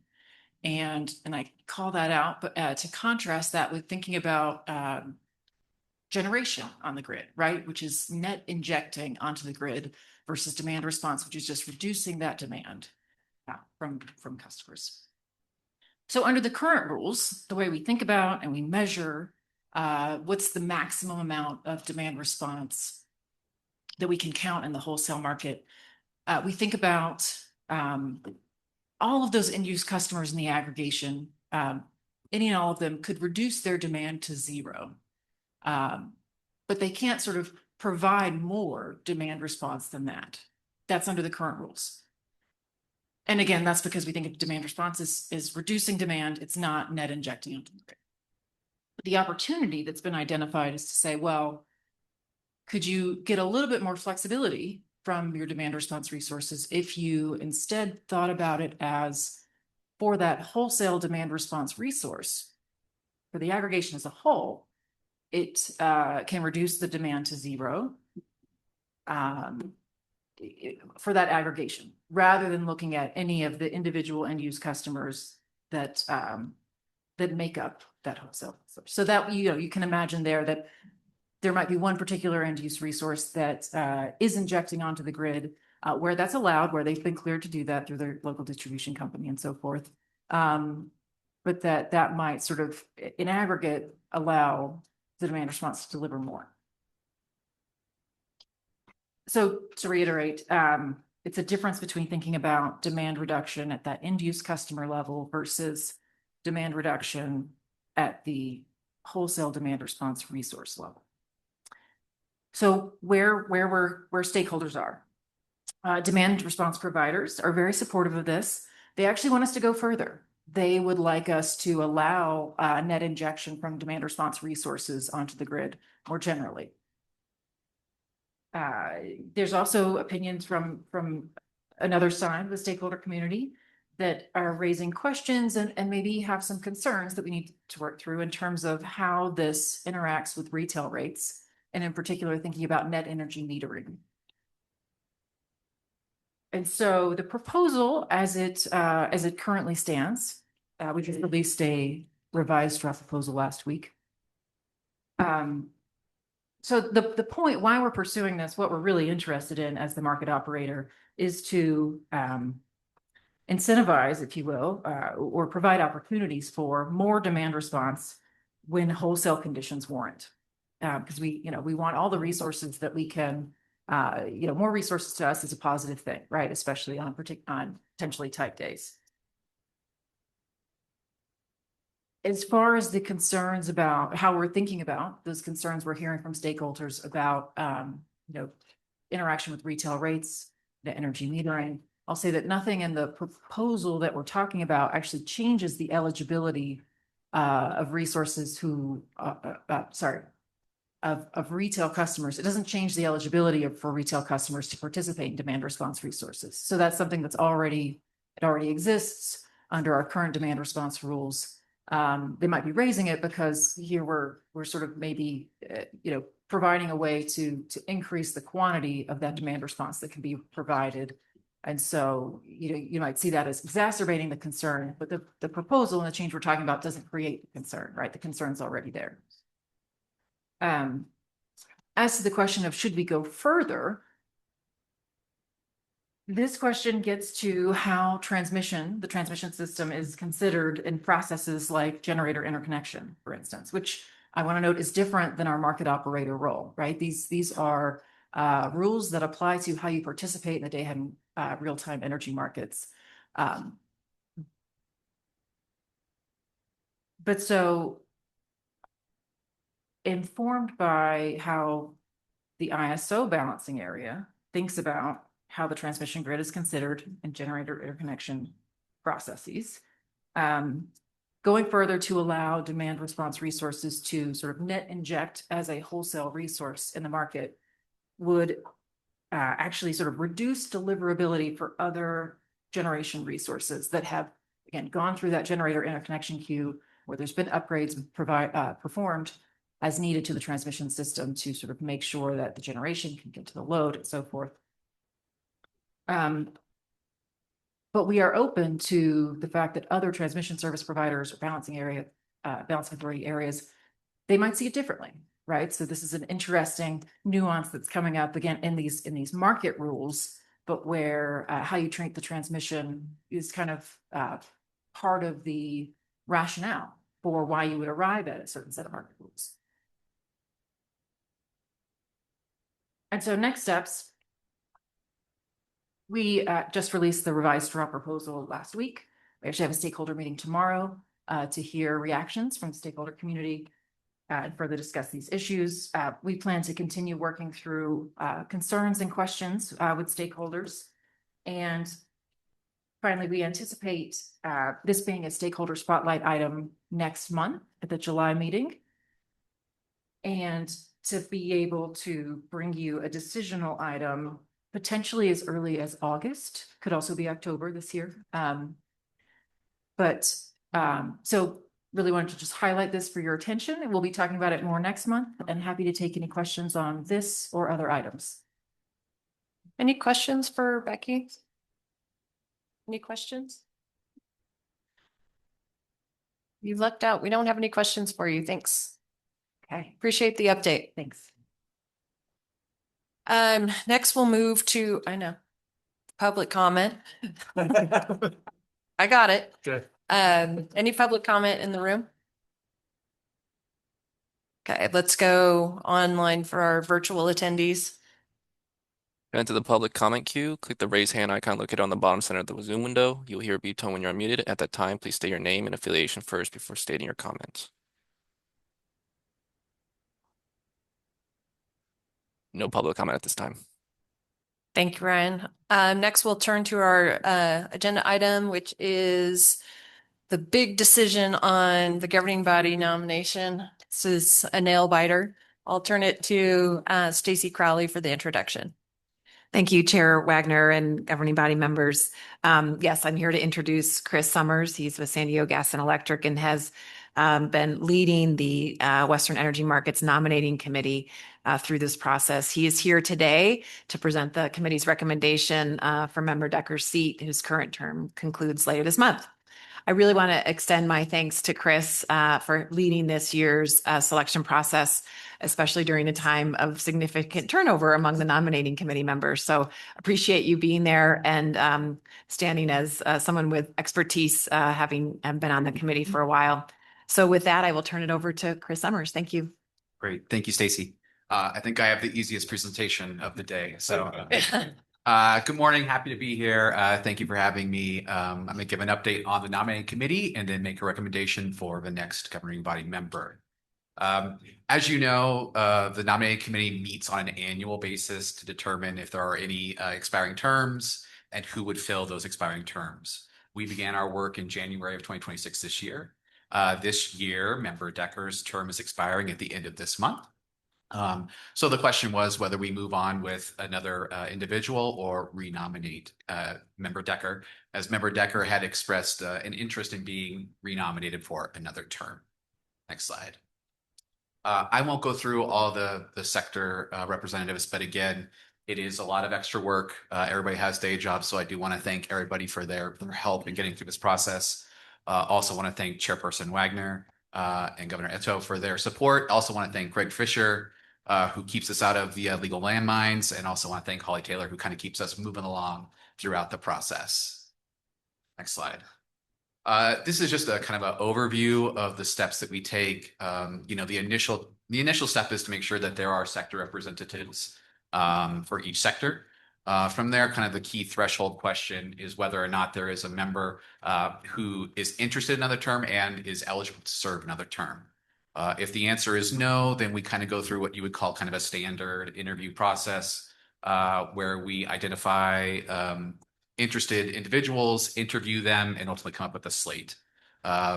If the answer is yes, that there is an interested individual, then the question is whether or not we move forward with that individual or we interview others. At this point in time, what we've done so far is we've considered everything, and the nominating committee has kind of made its decision about the slate of candidates. Next slide. So what did we do? We met multiple times over the last few months. Considered the renomination of Anita Decker. We met with people in our sector to solicit their feedback. We interviewed Anita Decker to see kind of her qualifications and interest to serve another term. At the conclusion of the process, it was a consensus determination to renominate Member Decker for another term. So on behalf of the nominating committee, It is our formal recommendation to nominate Member Decker for another term, starting July 1st and continuing through June 30th, 2029. Thank you. Thanks, Chris. Any comments from the governing body? Well, do you want to hold it until we do? Well, let's back up. Do you want to comment now or comment once we have a motion? No. Okay. Doesn't matter. Okay. Sorry. Okay. Yes, you are. So then we need to move to public comment. Any public comment in the room? Seeing none, can we go to our virtual attendees? Enter the public comment queue. Click the raise hand icon located on the bottom center of the Zoom window. You will hear a beep tone when you're muted. At the time, please say your name and affiliation first before stating your comment. No public comment at this time. Great. Now I will turn it to our corporate secretary stand-in. Great. De jure, right? Thank you. So I do have a proposed motion as follows. Moved that the Western Energy Markets Governing Body reappoints Anita Decker for a term beginning July 1, 2026 and ending June 30, 2029 as a member of the Western Energy Markets Governing Body. Second. And do we have a discussion on the motion? Andy? Yep. Right. Yeah, first I wanted to thank the nominating committee for the work that you did. I think the nominating committee and the stakeholders who provide input to that are such an important source of authority for the governance structure that we have. I think, something I'm occasionally asked at like a cocktail party is like, who appointed you? Well, the stakeholder community appointed me. And that really keeps us aligned on broad stakeholder interests. And I really like that same structure is going forward with the regional organization framework also. And I'm was very pleased that Member Decker wanted to continue serving. I've enjoyed serving alongside her. I'm very glad with the recommendation from the nominating committee. Member Decker is very connected to stakeholders. I was always out there, going to events, checking in with people. That's very valuable for all of us and for everyone who benefits from the market. She's been active as a liaison to the formation committee, as with the regional issues forum. Those are very active areas of engagement. So that's really been a valuable additional work. And, I look forward to working with Member Decker over the coming period. It's going to be a very interesting time. We have a full docket of policy initiatives as usual. And then we also are going to be working together through the transition over to the regional organization board's governance. So looking forward to continuing to work with Member Decker. Thank you, Andy. Rob? I won't repeat what Member Campbell just went through, but I certainly endorse all of those comments. I do recognize I need to get upgraded to my cocktail parties. But I would just like to add that, there's a lot of public interfacing that Member Decker has. And I want everybody to know that she works tirelessly behind the scenes as well. She is very enthusiastic about what she does, and she is on top of just about everything that we are doing. And I enthusiastically endorse this the motion. Thanks, Rob. Deborah? And I just want to add that she's been incredibly helpful. Member Decker has been incredibly helpful to me as a new WEM board member, both in terms of keeping me out of trouble, like this morning when I tried to ask a question. Oh, wait, that was yesterday. But just in terms of bringing me up to speed, helping me understand issues. And I think that'll be super important going forward. Thank you. Thank you. Quick shout out to Chris. Thank you. Brand new nominating committee. I was new on that one. I've been on other ones. So appreciate you guiding us to a very simple decision. Member Decker, I do enjoy working with you. I appreciate the hard work that you put in. It helps us all be better. And we have a great complement of governing body members, and you're a key component of that. So with that, Okay, I'll take the vote. All in favor? Aye. Aye. Any opposed? The motion carries. Thank you.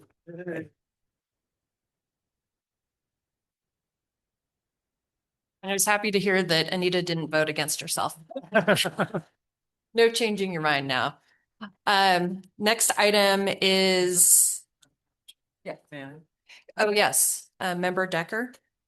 I would just like to make a comment how much I appreciate the nominating committee's confidence in me, or I wouldn't be being reappointed. So thank you. You guys did a lot of really good work. I got to hear some of it from other parties from time to time, but I really do appreciate the confidence of being reappointed with this group.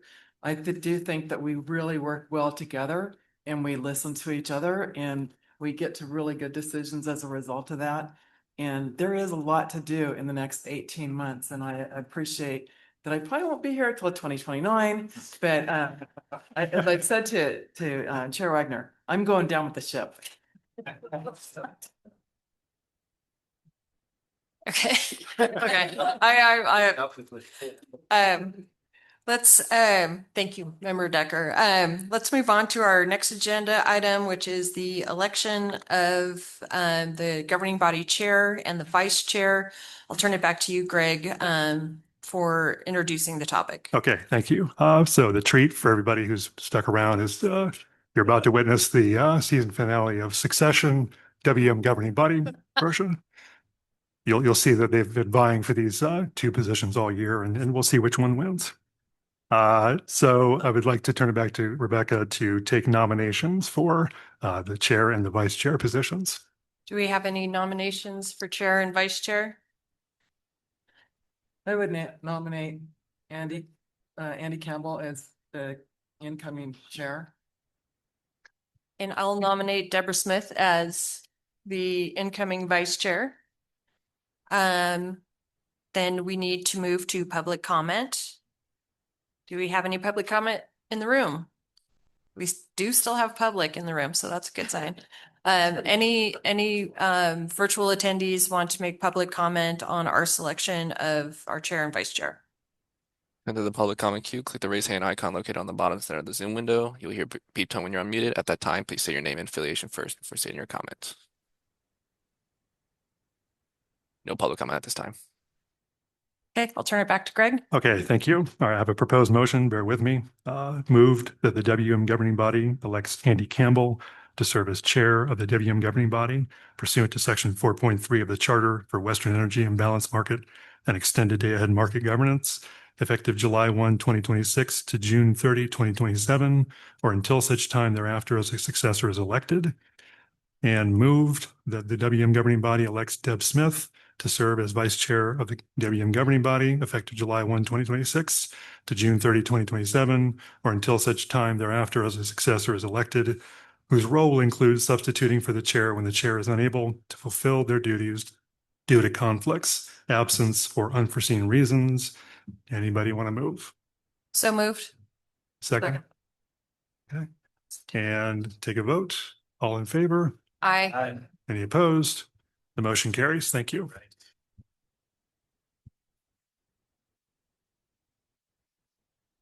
I don't know. I'm so excited to transition for Andy to transition. I really enjoyed being chair and serving in this capacity. Okay, informational reports. Do we have any comments or questions from the governing body on our informational reports? Seeing none, let's go to public comment. Anybody in the room have a comment on our informational report? Seeing none, let's go to virtual. To enter the public comment queue, click the raise hand icon located on the bottom center of the Zoom window. You'll hear a beep tone when you're unmuted. At that time, please say your name and affiliation first before saying your comment. No public comment at this time. Okay, thank you. Our final agenda item is something that we never do, which I comment on every time. Any future agenda items that we want to raise? I swear I'm going to come up with one next time. All right. Thank you all for your time and attention today. And for those of you who attended remotely with us in New Mexico, we are adjourned. Oh. You're gonna announce the liaison. We do have a couple of other committee assignments. Yesterday, we announced that the RIF liaison is going to be Rob Kanzioka. Anita will continue as liaison to the formation committee as well as Rob Kanzioka. Nominating committee will be Anita and the DMMOC will be Deborah Smith. And I will be the liaison with our market expert. So with that, we are adjourned. Please join us for lunch. And thank you again for attending. That concludes our conference. You may now disconnect.